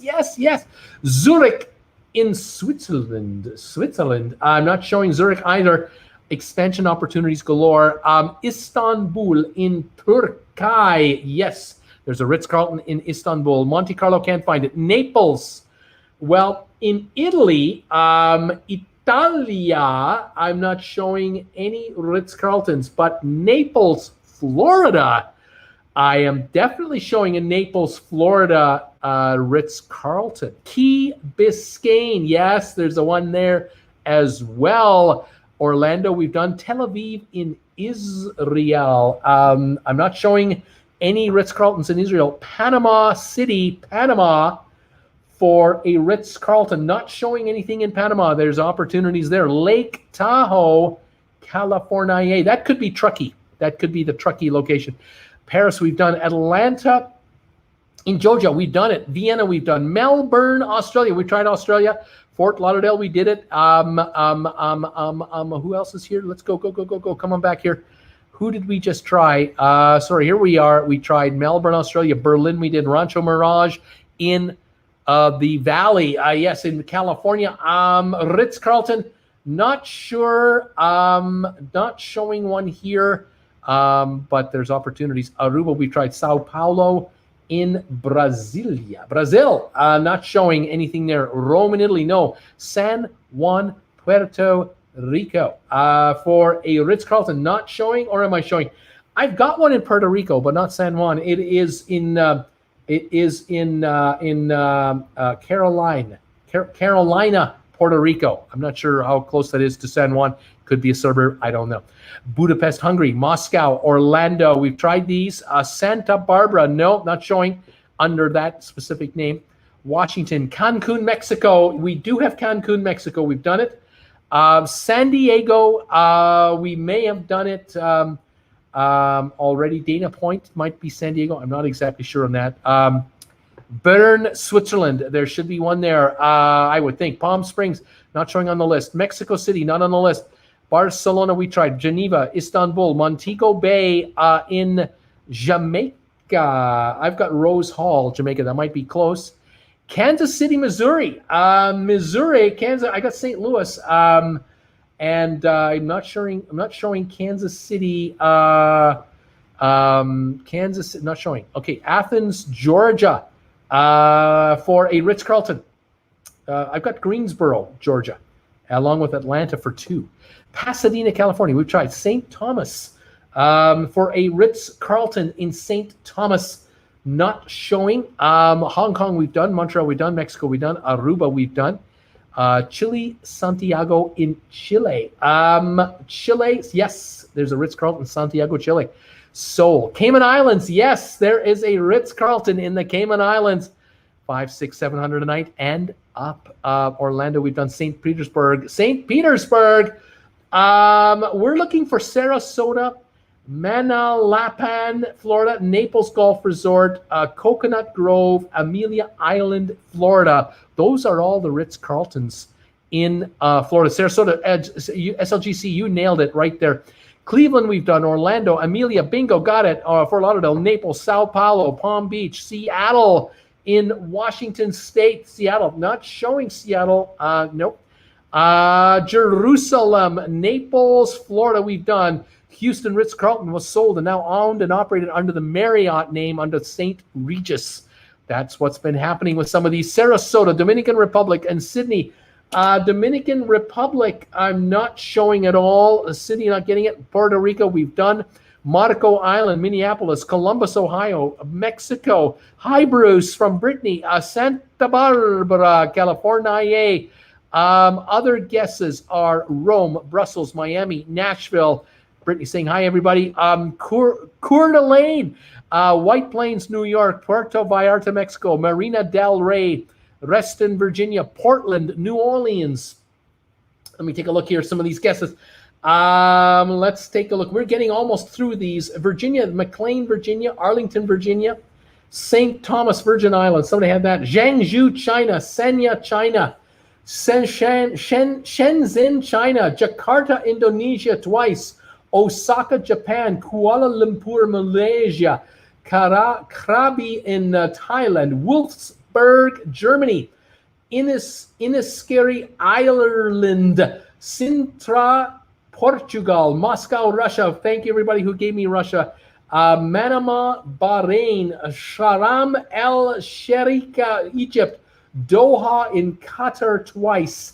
Those are all the Ritz-Carltons that exist. We have Grand Cayman, Arlington, Riverside. Here's Ilya Montecito. The weather's not bad in my part of Louisiana. Only lost power for 3 minutes. Creston, no can do for Ritz-Carlton. Manila, Acapulco, San Martin, Rio, Jeddah, Grand Turks, Indianapolis, and Cairo were all the guesses. Thank you for all of those guesses. You guys did a great job. I'm ready for number 2 quiz for trivia. Let's get ready for number 2. Hang on one second while I clear all this off here. Here we go. All righty. We're getting ready for quiz number 2. Okay, kids, let's see what we got here. Oh, yeah. You guys should be able to get this one. Not a problem. I'm pretty sure you'll be able to get this pretty well. Let's see if I can make this happen right like that. Okay, tell me the names of all the hotels on the Las Vegas Strip. Names of the hotels on the Las Vegas Strip. There you go. Starting from 1952 until 2009, what are the names of the hotels on the Las Vegas Strip? Just rating Brittany, saying she's hanging in there. Cheers to all of you. Thank you for joining me tonight for trivia here for Friday night. Love that you're with me tonight. I really appreciate it. Donna is thinking about the Encore. The hotel known as the Encore opened in 2008. Yep. Correct, Donna. Bellagio, SLGC Mets. 1998. I've stated the Bellagio a number of times. Love the Bellagio. The Luxor, 1993. Yes. The Rio, SLGC Mets. The Rio is not on the Strip. It's just off the Strip.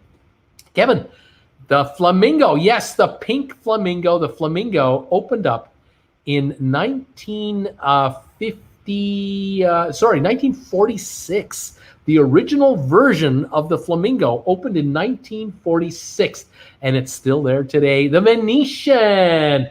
The Venetian opened in 1999. That's another one. We got the Luxor. The MGM. The MGM Grand, I guess, 1993. The MGM Grand opened up.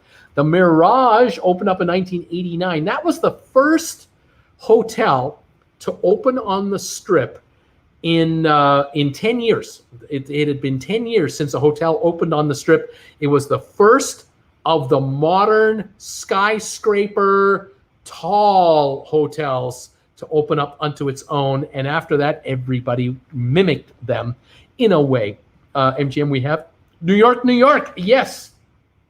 1997, New York. Yeah, I've been in there a few times. MGM, the Aladdin came and went. It's no longer there. It's not showing on this one, but it came and it went, didn't it? The MGM Grand. The Sands came and went. Opened in the 40s and the 50s. Caesar's Palace, 1966, opened up. Brand new modern design at that time, and they have been a very popular place. Flamingo. MGM Bellagio, Treasure Island followed the Mirage, 1993. After the Mirage, the MGM Grand opened up 4 years later. Then the same year, Luxor, Treasure Island, both in 93 opened up. Bellagio, we've done. The Wynn Casinos, 2005 for the Wynn. Caesar's Palace, the Sands. Harrah's opened up in 1973. And I think the Harrah's once was affiliated with the Holiday Inn, if I recall. I'm not exactly sure. But that's 73. That's a ways ago, isn't it? Circus. Heidel. Yes, Circus, 1968. The Wynn. Caesars. Mandalay Bay, 1999. Wynn. Paris, 1999. Circus. Excalibur opened up in 1990, just before Yeah, just after the Mirage, the Excalibur opened up. The Luxor, we've got Cosmo. Someone has Cosmo. Not showing the Cosmo under a different name, maybe Luxor. We've done Holiday Inn Express. The Holiday Inn Express, I don't have them here. Circus, Flamingo, Palazzo. The Palazzo in 2008, it opened up. New York, MGM Grand. The Sahara, it is the 1952 property. The Sahara, still there. New York, Paris, Las Vegas, Circus, Tropicana, 1957. And that used to be the southern end. And after that, you were out of town. After that, you were out of town. Not anymore. New York, Planet Hollywood is not on the Strip, or is it 2000? They say. Okay, I'll give it to you. Oh, yeah, it's on the Strip. That's right. Excalibur. Casino Royale. 1979. The Sands. Paris. MGM. Westward Ho. The Westward Ho. Nope. Mandalay Bay. We've done it. My family lives in Vegas, Sean. The Venetian, the Aria opened in 2009.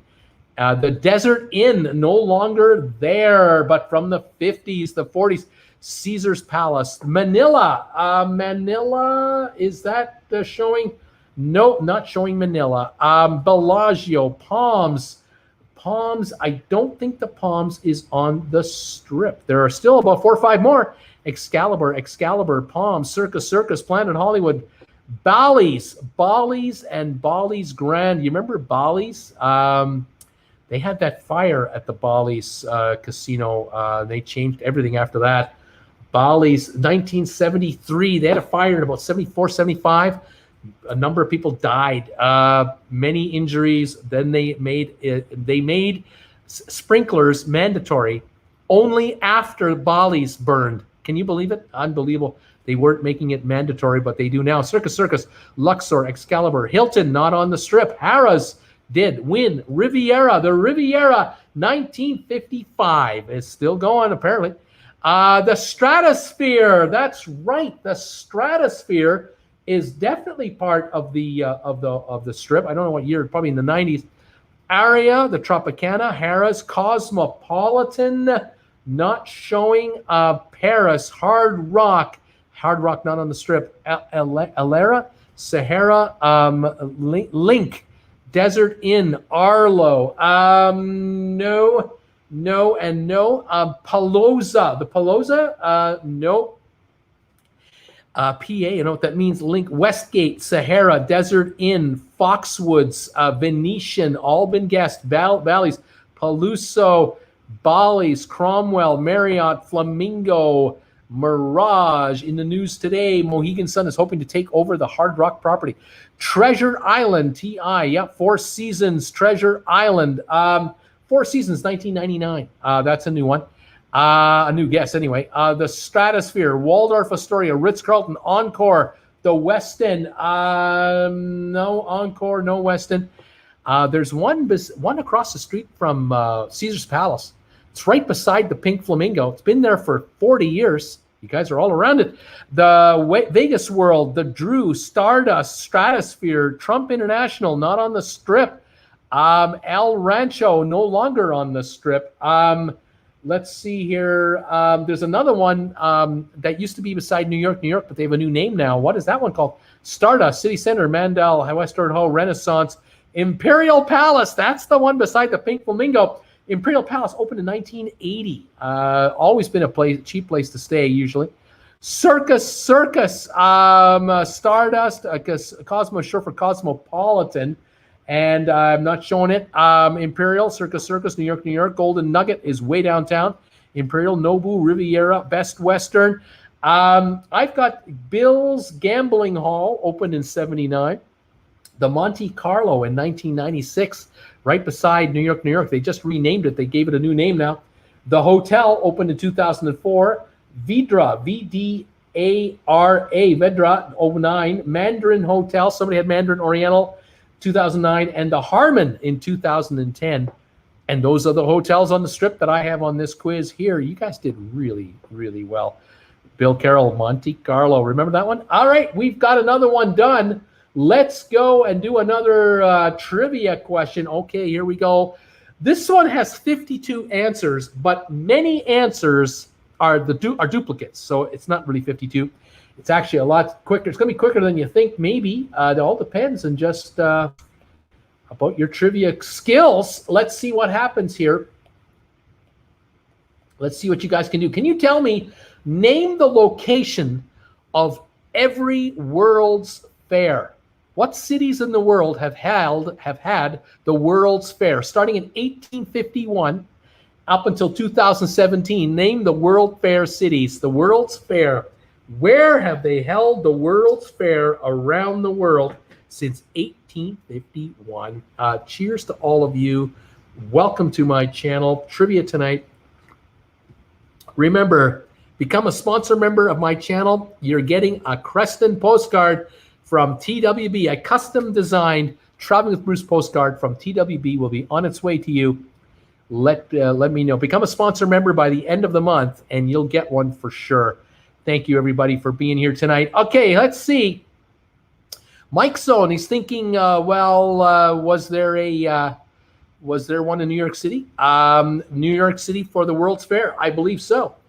I believe there was a World's Fair in New York in 1964 for sure, but there was one in 1939 in New York as well. They've had 2 World's Fairs in New York. Kirk had it as well. Monte Carlo, no World's Fair in Monte Carlo. Queens, Chicago, Ron Clark, they had the World's Fair in Chicago. Yes, they did. They've had a World's Fair in Chicago in 1893. They had the World's Fair. And in 1933, 40 years later, Chicago had a second World's Fair. Brittany had New York. Jen had Chicago. South Florida Fairgrounds. Mermaid is wondering about South Florida Fairgrounds for a World's Fair. I don't think so. I'm not sure that South Florida Fairgrounds ever had a World's Fair. Seattle had a World's Fair. Yes, 1962. Seattle had a World's Fair. Chicago, Montreal had a World's Fair, 1967, the centennial of Canada's founding, our 100th birthday. Montreal had the World's Fair.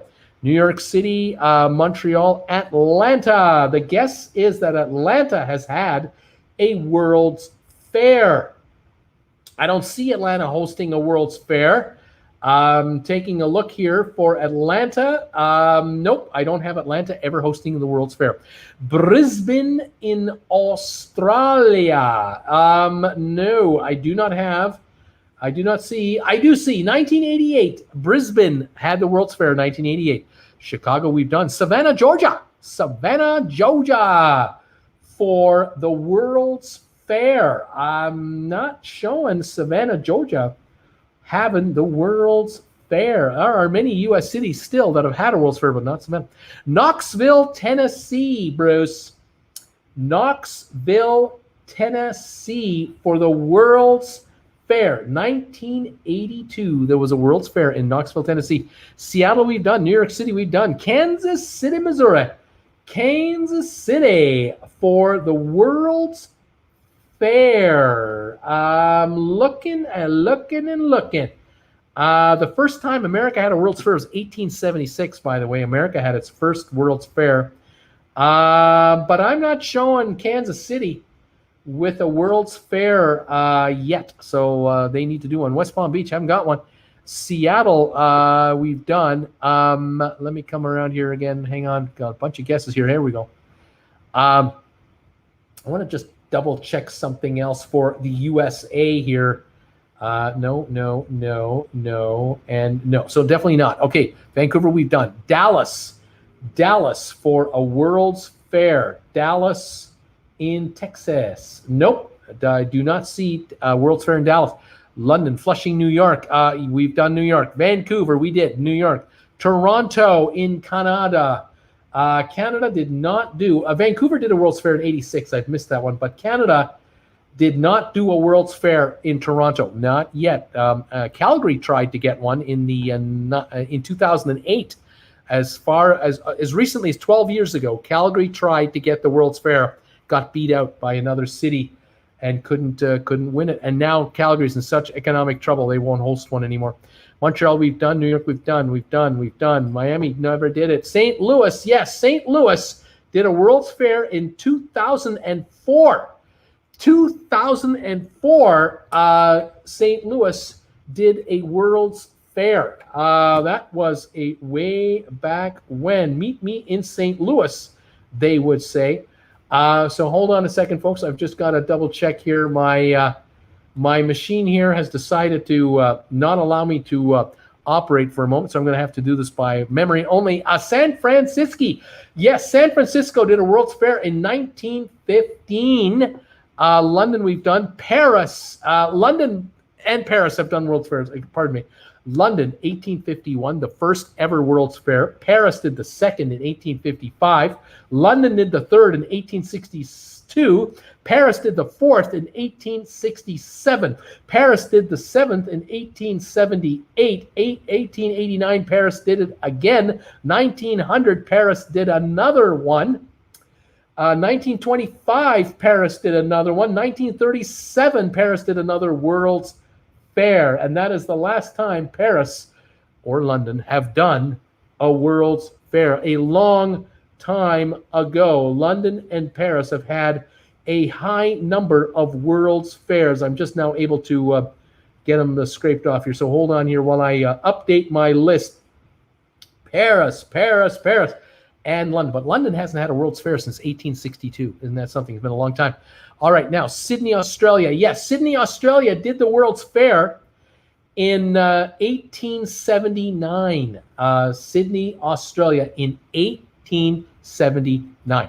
Montreal, we've done. Vancouver, we have done. Brussels, Belgium, 1897 did the World's Fair. And 1935, before the Second World War, Belgium did it. 1958, after the Second World War, Brussels did it again. That was the last time Brussels did the World's Fair. San Francisco, we have done, I believe. No, we've not done San Francisco. 1915, San Francisco did the World's Fair. If I missed it, I apologize. All right, let's keep going. Other cities, Seattle, we've done. London now, Paris, UAE in 2020 coming up. Moscow in Russia. Moscow, have they ever held the World's Fair in Moscow? Nope, not showing it. Melbourne, Australia did it in 1880. The year after Sydney did it, Melbourne did it for their year, which probably made sense with the organizers. Two big cities, they probably just moved the exhibits over from one to the other, and they able to do 2 years of World's Fairs in Australia way back when. St. Louis, Missouri. Yes, we've done St. Louis in 1904.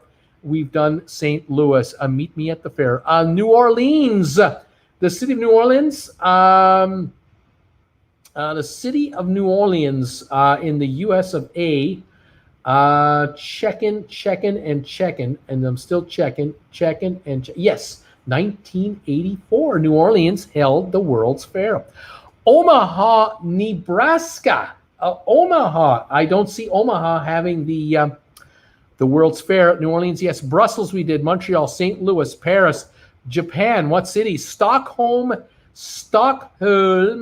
in Sweden. Stockholm, Sweden did not host that, from what I can tell you, the World's Fair. San Antonio, Texas. San Antonio, Texas, 1968 had the World's Fair. Yeah, man. Helsinki in Finlandia. Helsinki, not showing it. Did never have the World's Fair in Helsinki. Sydney, we've done. Vancouver. Staten, I guess it's Staten Island. Port-au-Prince, no. Brisbane, Australia. Brisbane in Australia. They did it 1988. We've done it. Jerusalem didn't do it. San Francisco, we did. Fairfield County, Fairfield. Nashville. Nashville has not had the World's Fair. Seville in Spain. Believe so. 1992, Seville had the World's Fair. Boston, Massachusetts, for the World's Fair. Has Boston ever hosted the World's Fair? Nope. I need one more city from the United States in Washington State, but not Seattle, folks. Let's see. What is that? I can't figure that one out. Munich in Germany. Munich in Germany for the World's Fair. No, never held it. There is a city in Germany that did held it. Genoa in Italy, in Italia. Genoa, Italy. No. Cannot find. There are Italian cities that have had the World Fair, but not in Genoa. Knoxville, Tennessee, we've done. 1982. Sydney, Australia, we've done. Vienna, Austria, we've attempted already. I believe Vienna, Austria. Here it is, in 1873. They have held it one time in Vienna. Brussels, we've done. Vancouver, we have done. Moving forward now to the next city, Nashville. No. Lisbon in Portugal. Yes, 1998, Lisbon, Portugal held the World's Fair. Paris, we've done. Philadelphia, Pennsylvania, 1876 in Philly. They held the World's Fair. There's another city. It's in Washington State. Vancouver was Expo 86. That is correct. Royal Productions. Bulgaria, I'm not showing Bulgaria. London, Rome in Italy. No, I don't think Italy had it in Rome, but they did have it in other cities in Italy, but not in Rome. London, we've done. Houston, Texas for the World's Fair. No, and no. San Antonio. And now one other city in the USA, in Washington State, is the last one for the USA. LA, we've gone over already. No can do. Osaka, Japan. Yes. 1970, Osaka had the World's Fair. San Antonio, we've done. Osaka. New York's was not an official World's Fair, says Nikki. Thank you, Nikki, for that info. Spokane, Washington. Yes, Spokane, Washington, the World's Fair, 1974. And President Carter visited Spokane to see it. Yep, he did while in office. Barcelona in España. Has Barcelona. Yes, Barcelona and Seville in 1929 had the World's Fair, but one time. There's another city in Spain, but it's not Barcelona. It starts with the letter Z. Good luck with that one. Milan in Italy. Yes, Milan has had the World's Fair in 1906. Milan in 2015, a second time, has had it. Beijing in China. Beijing, China has not had the World's Fair. Shanghai, 2010, held the World's Fair. Buenos Aires has not held the World's Fair. You're down to about 10 cities now. Milan, Italy, we've just done. Another city in Italy, they had the Winter Olympics in this city. What is the city I'm thinking about in Italia? What is it? Beijing, no. Amsterdam, Netherlands, 1883. They held the World's Fair one time. Yes. Next city, Dubai, about to have it. Queensland, no. Biel, Manila in the Philippines, no. Berlin in Germany. We've done Germany, and we have one city left in Germany, but it's not Berlin. Sarah, Hanover. Correct. Hanover, 2000. They held the World's Fair in 2000. Knoxville, we've done. Turin, Italy. Sarah Brown. Correct. Turin, 1902. 1911, they held the World's Fair twice in Italy. Munich in Deutschland, not showing. We're running out of guesses now. We're coming up to it. Auckland, Little France, Buenos Aires, Rome, Naples. Bruce, we need fireworks for all these World Fair guesses. I agree. Spokane and Rome. Let's see here. We have Berlin, Milan, New Delhi, Spokane. I could mention Rhode Island, but since the state is the size of many big cities across the world, why? Mexico City, Venice, Colombo, Perth, I think that's Perth, Tokyo, Zaragoza, Spain, Perth, Helsinki, Turin, Torino, Haiti, and Port-au-Prince. We are looking for the last cities. Antwerp, Belgium in 1885. Liège in Belgium in 1905. Milan, Italy, we've done. Dublin, Ireland in 1907. Ghent in Belgium in 1913. Antwerp in 1930, Belgium. Tsukuba, Japan. I'm not sure where that is in 1985, where exactly in Japan that is. Daejeon, South Korea, got to be near Seoul, somewhere near Seoul, 1993. Aichi, Japan, 2005. Zaragoza, Spain, 2008. You got that. Whoever said that got that. And Yeosu, South Korea, got to be near Seoul in 2012. Astana, Kazakhstan, 2017. Somebody, I think, guessed Kazakhstan right off the get-go, and you were right, and I missed it. Way to go, you guys. That does the second quiz. It's time for fireworks after something like that. We got to see some fireworks, man. Give me fireworks.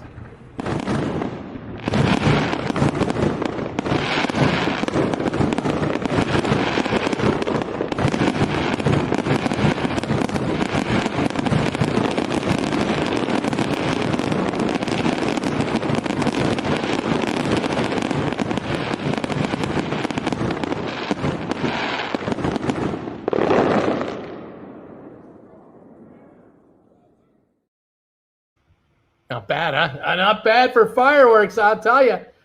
Oh, thank you, all of you who make donations to this channel. I love showing off fireworks and pussycats and puppy dogs and stunt riding motorcycle riders and whatever else. Thank you for all of you for being here tonight and supporting the channel. I really appreciate it. This is good stuff.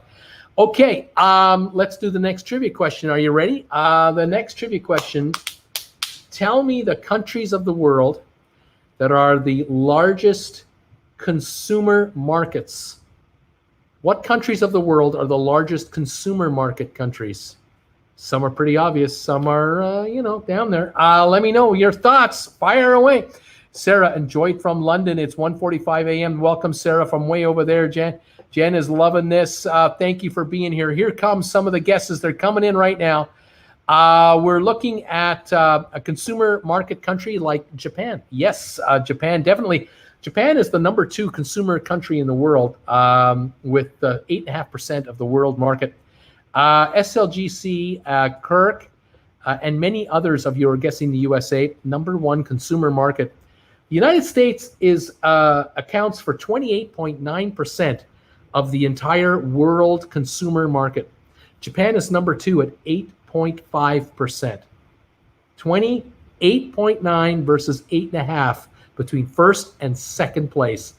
How important is the United States of America to consumerism?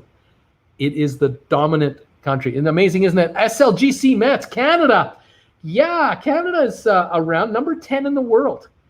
Interestingly enough about Canada, we only have 2.6% of the world's consumer market, but we're 1/10 the size of America.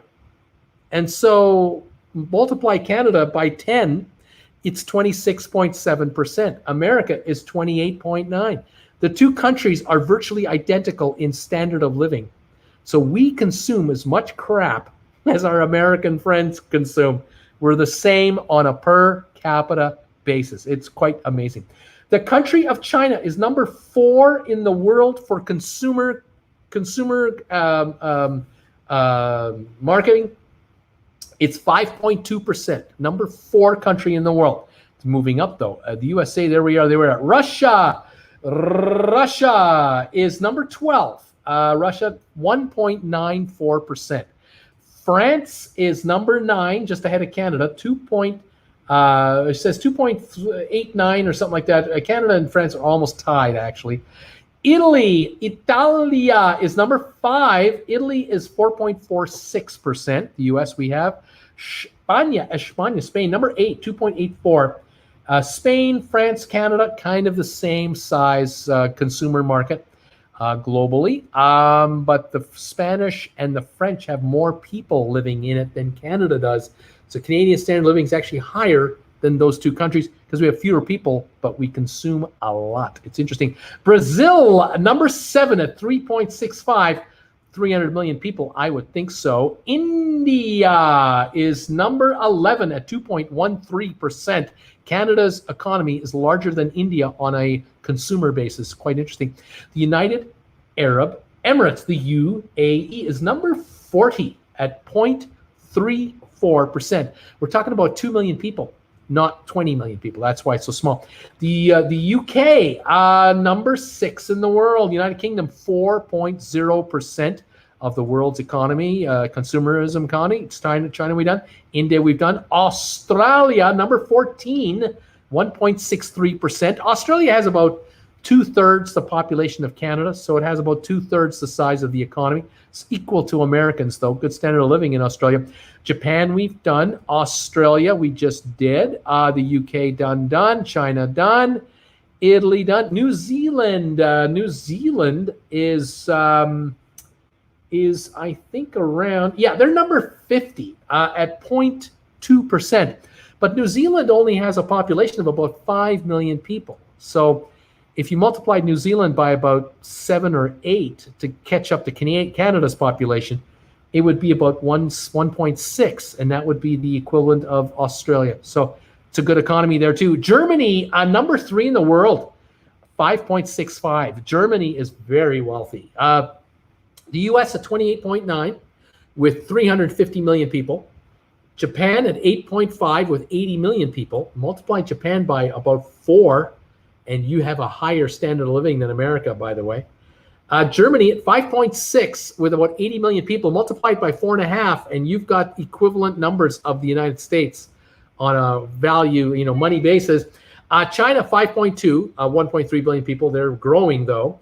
Italy 4.4, UK 4%, Brazil 3.6, Spain 2.8, France 2.3, Canada 2.6, equal to USA on a per person basis. India, Russia, we've got the first 12 nailed down. We'll get a few more and we're done. Mexico, number 13. The Koreas, South Korea, number 15. Spain, we've done. Germany, we've done. EU, we've done. UK, France, we've done. India, USA, done. Japan, done. Let's see here. Coming around here. Hang on, just bear with me here. China, Germany, Portugal. Okay, Portugal is a new guess. 30th in the world, less than 10 million people. Australia, Germany, Greece, the country of Greece. Let's see, 22 in the world, 0.7%. Brazil, we've done. Belgium, number 21 in the world. 4 or 5 million people in the whole country. Australia, we've done Australia. England, we've done. Austria, number 24 in the world, 0.6%, about 5 million, 6 million people. Switzerland, number 19 in the world, 0.82 with about 8 million, 7 million people. Multiply that by their population, and they're very close to America on a per capita basis. Austria, Brazil, Australia, Argentina. There's a new guest there. Argentina, number 18 in the world. Good standard of living. Saudi Arabia. Number 35. 40 million people, but not as high, but there are those who do well there. Australia, Jamaica. Jamaica is not in the top 50 worldwide. No, very poor country. Malaysia, number 23 in the world, well-to-do. Austria, Cuba, not in the top 50. I take it back. They're number 47. Excuse me. Cuba is number 47 in the world. Okay. Vatican City, no can do. UK, Germany, Monte Carlo, or Monaco. I'm not sure if they are on this chart for Monaco. I'm not sure if they've been ranked here. Not showing, but standard of living is very good there. Pakistan is in the top 50, I believe, number 37. Hundreds of millions of people, though. They're very low. South Korea, definitely here, number 15. They make the top 15. Mexico, Philippines. The Philippines are ranking number 39. Egypt, number 33. Mexico, South Korea, Vietnam moving up very quickly. Not showing on this list, but I will bet you in a few years they will be on this chart. Israel, yes, number 42. Philippines, Indonesia, number 27. 700 million people, very low on the list though. Taiwan not showing here. Switzerland, we've done Holland or the Netherlands, number 17. Very good standard of living. Bangladesh. Bangladesh is not in the top 50. It is number 49. It just made the list at the very bottom of this list. Hungary, the country of Hungary. Hungary. I'm not showing Hungary at all on this list. Denmark. Yep, number 31 with about 3 million people, very high. Nigeria, number 38 with hundreds of millions of people, very low standard of living overall. Cuba, we've done Singapore. Singapore would have a high standard of living, but with only about 4 or 5 million people. They're not showing on this list. Estonia is not showing here. Scotland, not its own country. Slovakia, the other half of what used to be Czechoslovakia. Czech Republic is here at 45, but Slovakia does not show on its own. South Africa, number 28. Good job, guys. Scotland, Indonesia, New Zealand, we done. Romania, number 43 for Romania. Finland, I think we've done, isn't it? Oh, yeah, 36. There it is. Finland is 36. Andorra would be a high standard of living, but it's not big enough to make this list. Moldova, not showing Moldova. No, San Marino in Italy, the little country San Marino, not showing onto itself, unfortunately. Mongolia, no. Iceland or Ireland, yes, Ireland, number 41. Turkey, number 16. Puerto Rico, not a country. Ireland, we've done. Thailand, we've, I think, done already. Iceland, we've done. Czech Republic, we did here. South Africa, been done. France, done. Mongolia. Norway, number 25. We only have one left in the top 25. Sweden, South Africa. Sweden, number 29. South Africa, done. Bali is not a country. Italy, done. Hong Kong, part of China. Iceland, Brunei, not showing. Panama, not showing Panama. Iceland, Ireland, Timor-Leste, Luxembourg, no. Poland is number 20. That's the last one of the top 25. Iran, 26. Colombia, 34. 44 is Chile, and 48 is Ukraine. Those are your top 50. We've done another quiz. Well done, everyone. Let's move on to the next one.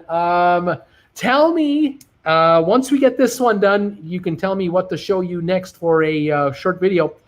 Tell me the top 10 most popular toppings people want on their ice cream. What are the 10 most popular toppings people want on their ice cream? Welcome, everybody, to the show.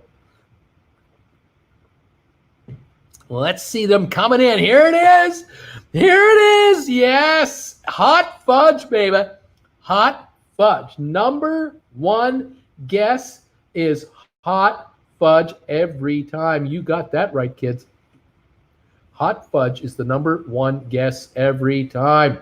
Hot fudge. If I could get my thing to work. There it is. Okay, I got hot fudge over there. All right. Well done. Hot fudge for your Sunday. I love hot fudge. Peanuts. No, not showing peanuts unto themselves. Nuts. Not really. Whipped cream, yes. Whipped cream is number 5 or so. Chocolate. And then we have sprinkles. Yes, we have those sprinkles, number 4. Chocolate, whipped cream, sprinkles, cream, sprinkles. We love our sprinkles. We love our cream. We love our chocolate. We want that hot fudge. Thousand Islands dressing. No, I don't think so. Peanuts, caramel. Yeah, number 2, caramel. We love the caramel on our ice cream. Caramel, chocolate chips.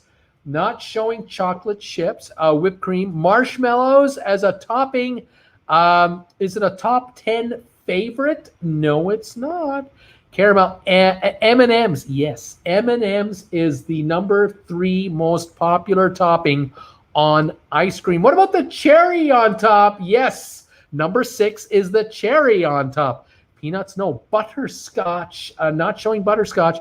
Caramel, the cherry. Strawberries, yes.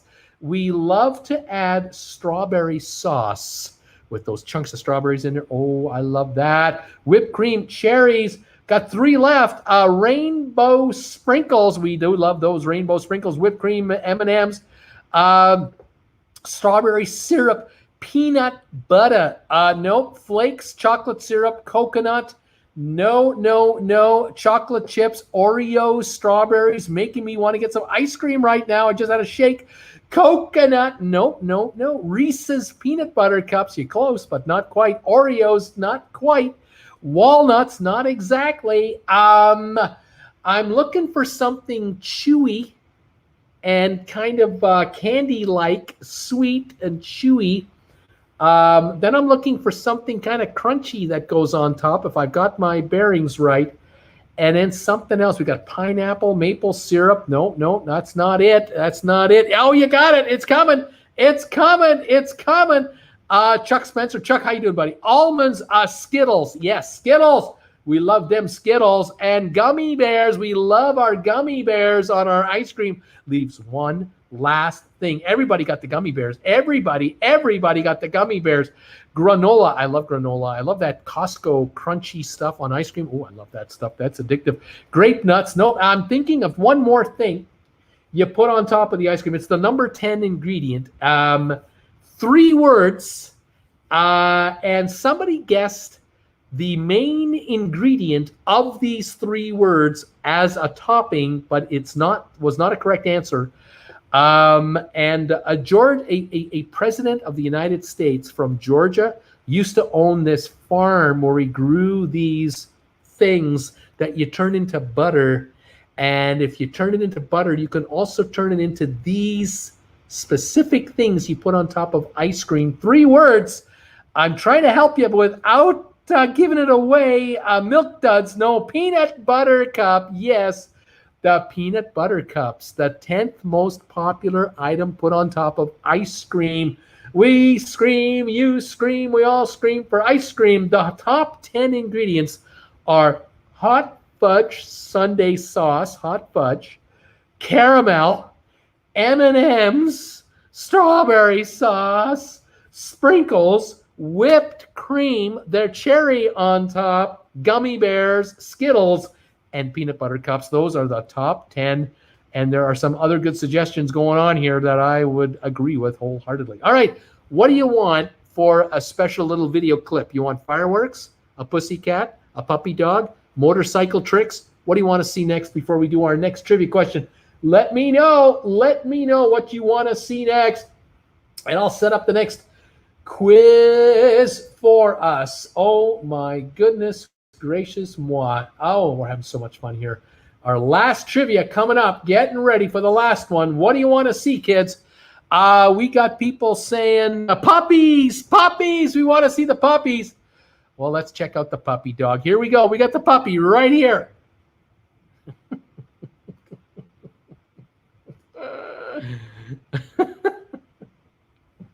Come here, puppy. Come here. Come on, puppy. Come over here. Come on. There you go. How about a kitty? How about a kitty? We got a kitty right here.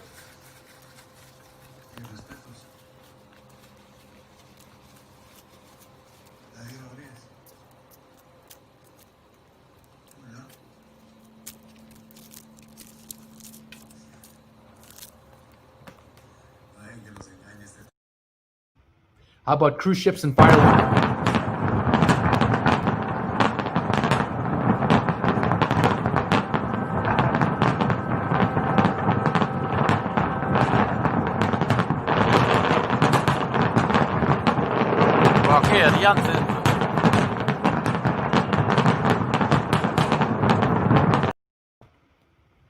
Fantastic, guys. All right, one last thing I'll mention before we do our last trivia question. Then again, all those of you who are sponsor members of this channel, thank you very much for being sponsor members. All of you are going to receive your first ever postcard. It's not this. This isn't it. This is kind of what it looks like, but this isn't actually it. We're printing a custom TWB postcard, Creston-based postcard. All sponsor members will get a postcard in the mail this month as part of your membership to the channel. Thank you, all of you. If you would like to get one of these postcards sent to you, become a sponsor member of TWB. Hit the join button down below anytime between now and the end of the month, I will make sure you get yourself a postcard from Creston from TWB. Thank you, all of you, for that. The rest of you out there who just want to get a postcard from yours truly, I will get the details to you once they arrive. They should be here sometime later part of next week. And then we will put a campaign together to promote the postcards to followers of TWB. Perfect for your refrigerator on a fridge magnet. And you got an autographed postcard from yours truly from Creston. Thank you, all of you, for your support and following my channel. Here is the last quiz of the night, okay? This is the last quiz. Adam was the outcome of the conference call. They're going to take this now, the information from the cruise lines and the CDC and the 74 protocol safety things, and they're going to go to the president and report to him and tell him all this stuff, and then let him make the final decision. Guess what that's going to be? Of course, he's going to say, yes, you can start sailing November 1, get back to normal, please sail. But the cruise lines won't start sailing till at least December, and they're not going to cruise until they know the outcome of the election. So nothing is happening until after the 3rd of November, and then we'll see what happens after that. But the semantics are being done. The motions are being done. Today was just a stunt, and next week or during the weekend or whenever he wants, he will announce that the panel has suggested we should start cruising, and I agree.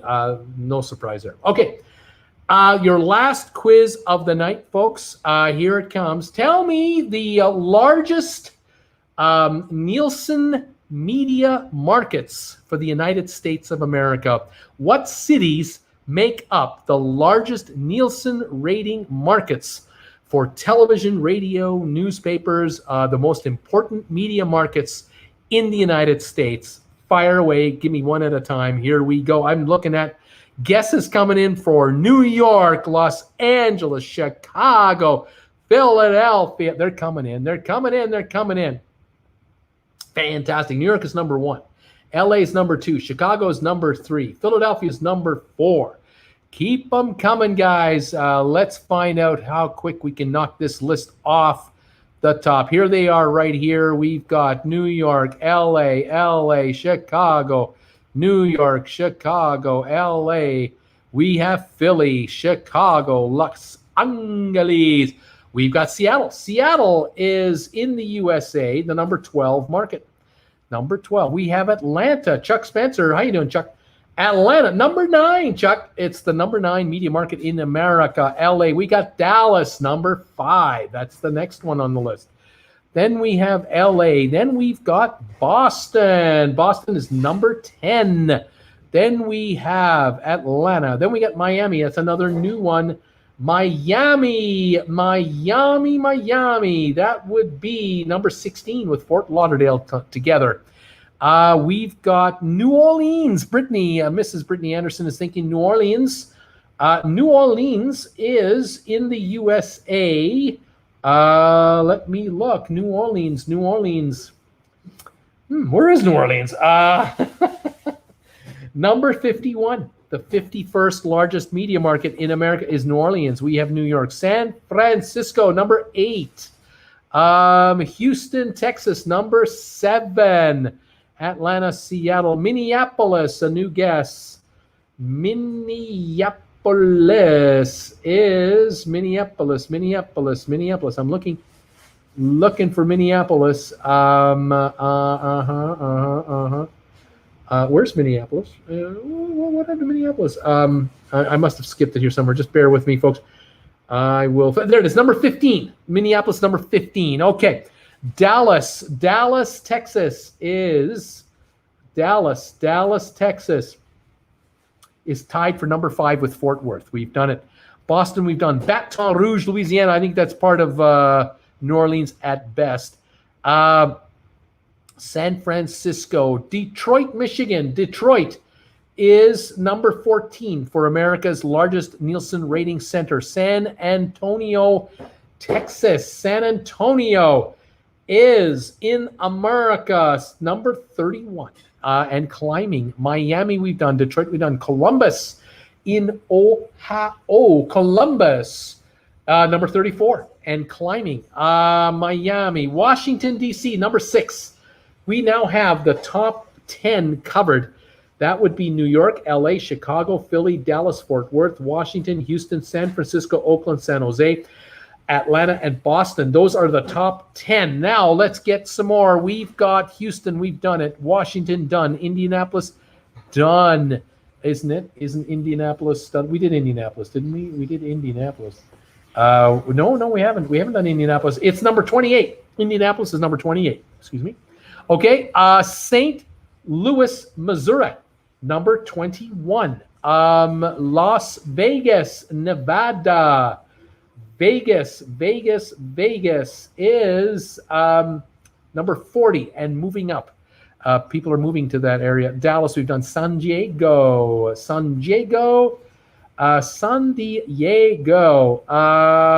Let me look again. San Diego. It's an important area, definitely. Number 29. San Diego is number 29. Buffalo, New York. WKBW in Buffalo, New York. WKBW. Buffalo. What are the other call signs for Buffalo? Anybody know? WKBW, I can't remember the others. I lived there many years ago in Kitchener, Ontario. I used to get Buffalo stations. Detroit, Charlotte. That's a new one. Charlotte, number 23 and moving up. Phoenix, Arizona, number 11. That's the highest ranked one you've needed. Tulsa, Oklahoma, number 62. Denver, Colorado, number 17.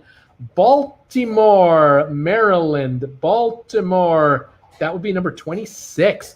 Minneapolis, we have done. Moving on now to South Carolina. That's too generic. Need cities. I need cities, people. What do we got here? Chicago, done it. Lexington, Kentucky.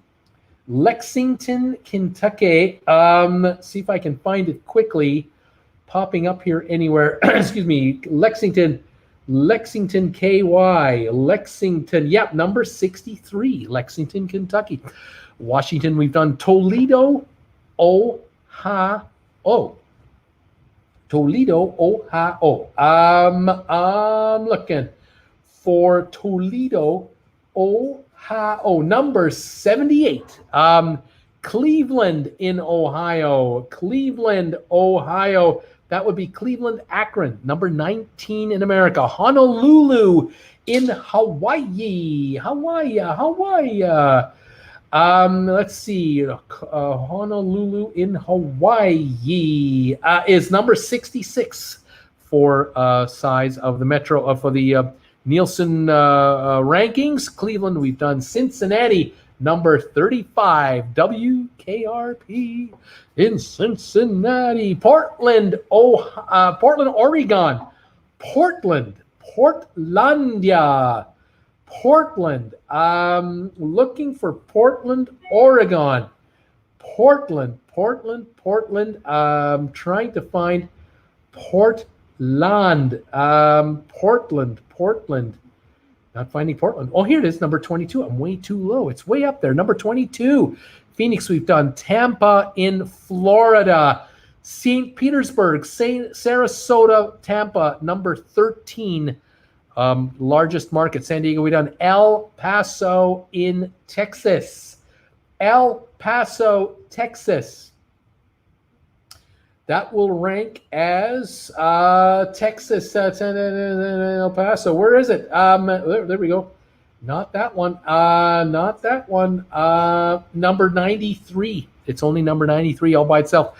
Baltimore, Maryland, we've done, I believe. Kansas City. Kansas City, number 33. Anchorage, Alaska. Anchorage in Alaska. I don't know if it ranks in the top 100. No. Not finding it. I'll keep an eye open, though. We've done Honolulu already. Let me catch back up here. We did Honolulu. Cincinnati done. Nashville, Tennessee, number 27 in America. Denver is done. Sacramento in California. That would be Sacramento, Modesto, Stockton, number 20. Big market for advertising. Detroit, we've done. Louisville, Kentucky. Louisville, number 49. Oklahoma City.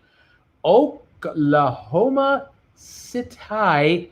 Let's see here. Number 41. We've got Oklahoma. Cincinnati, we've done. Brittany, I'm not going to be doing Trivia Soul next week, so I will have a special guest join me as long as they'll be friends. You take care, Brittany. No problem.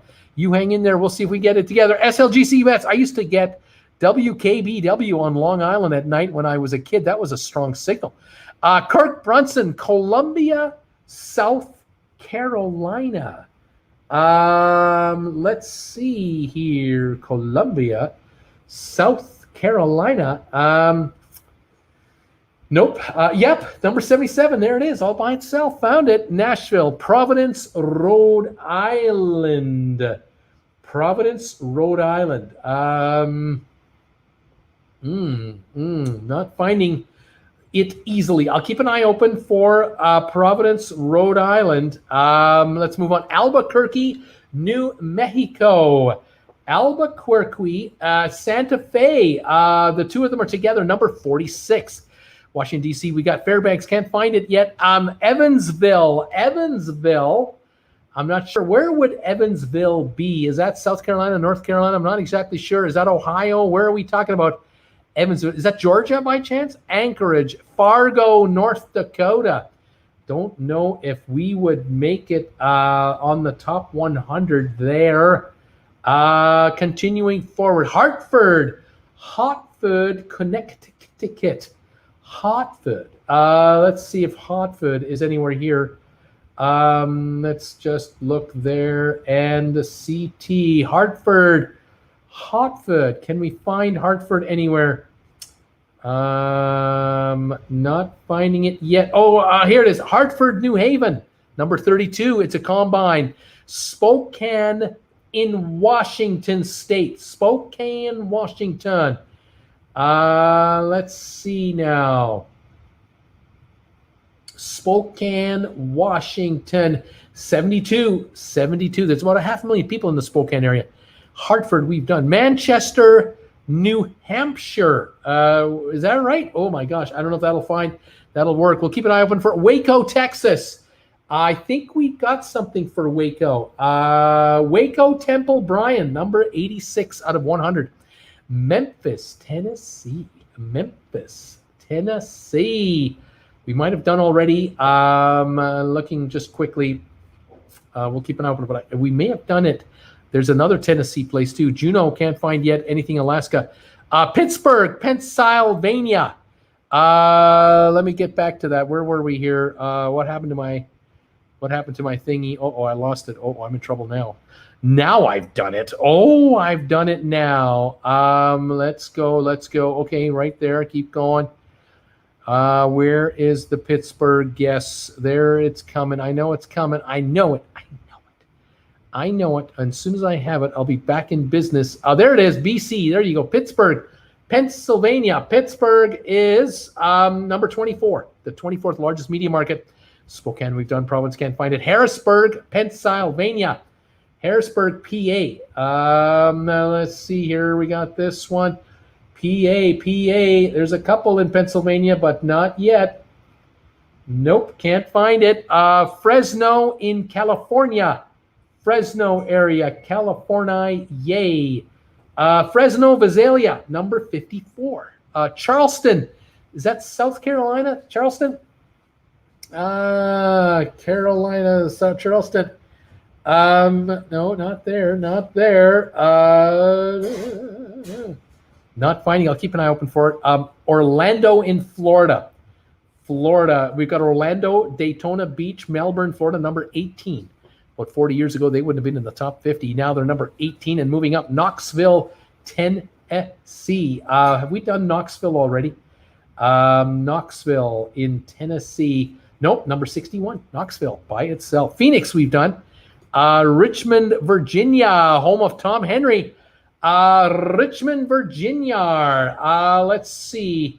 Does Virginia have a collection of towns, including Richmond? I got Norfolk, Portsmouth, Newport News, Virginia. I've got Richmond, Petersburg, number 55. Yep, we got it. Okay, Illinois is a state. Concord, New Hampshire. I don't even know if there's a single New Hampshire in the top 50. We'll keep an eye open for this. Burlington, Vermont. VT for Vermont. Not showing that one. Albuquerque, we've tried. Fun fact, New Jersey is the only state in the U.S. that does not have a major network affiliate. Thus, there is no way it makes this list. Isn't that interesting? Evansville is in Illinois, said this good Canadian. Oh, interesting. Illinois for Evansville, Illinois. I've got Paducah, KY, Cape, Girardeau, Harrisburg, Mount Vernon, Illinois. That's a whole bunch of communities. Champaign, Springfield, Decatur, Illinois. We got a few there. And any others that are here, I don't see any more. Nothing else. All right, moving on. Norfolk, Virginia. We've got, I think we may have done it. Yeah, we did Norfolk, number 47. Yeah, Memphis, Orlando, San Diego, New Orleans, Galveston, Texas. Galveston, Texas. I'm not sure if it will be in the top 100. I've got Harlington, West Laco, Brownsville, McAllen, Texas, all together, but not Galveston, Tampa, Las Vegas, Rochester, New York. Rochester in New York State. Let's see. Also, Austin, Texas is number 39, by the way.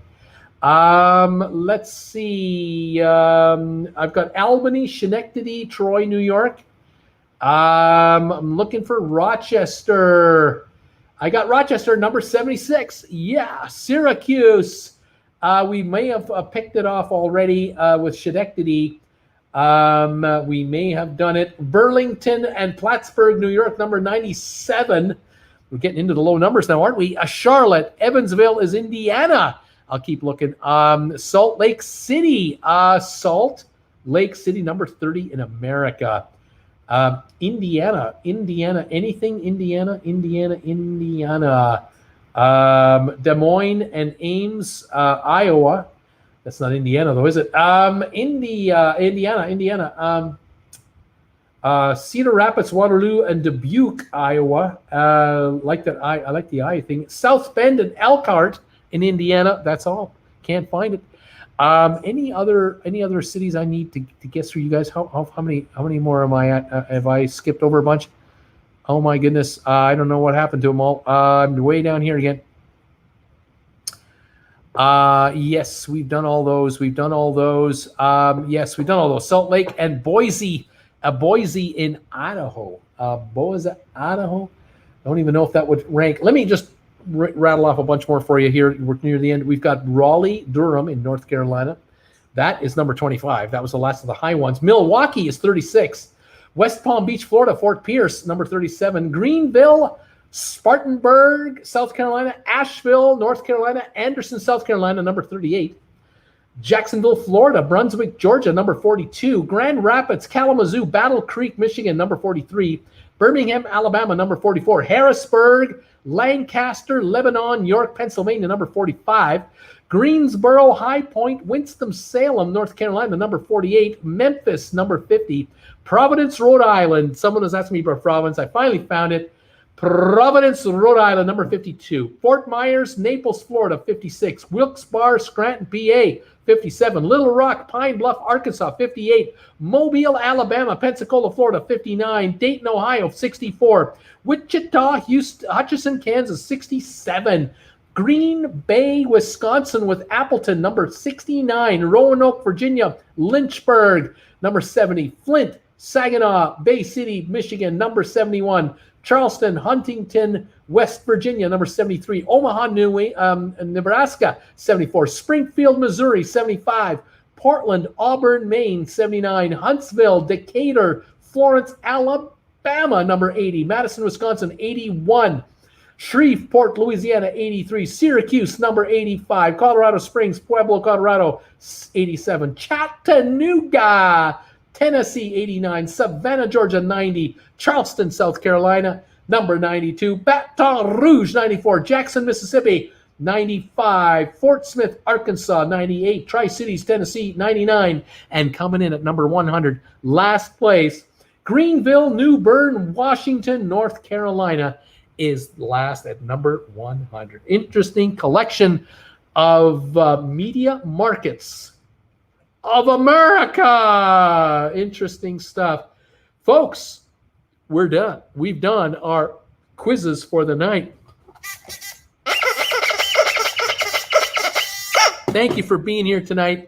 Thank you for hanging around and sticking around for all the time for the surprise shows. I appreciate it. Thank you for all your support, your super chats, your sponsoring, whatever you're doing, watching my channel, everything.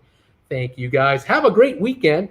Enjoy. We'll see you Monday night at 7 o'clock for sponsor members, 8 o'clock for everybody else. Don't forget, become a sponsor member. Get a postcard in the mail from Creston from TWB. Custom-made TWB postcards are coming out. Fantastic, guys. Thank you all. Jen, thank you, Bruce. I'm done. You win another fun night. Thank you, SLGC Genie. About time to say goodnight. Thank you. Kevin, bye, Bruce. Guys, have a good one. We'll see you Monday.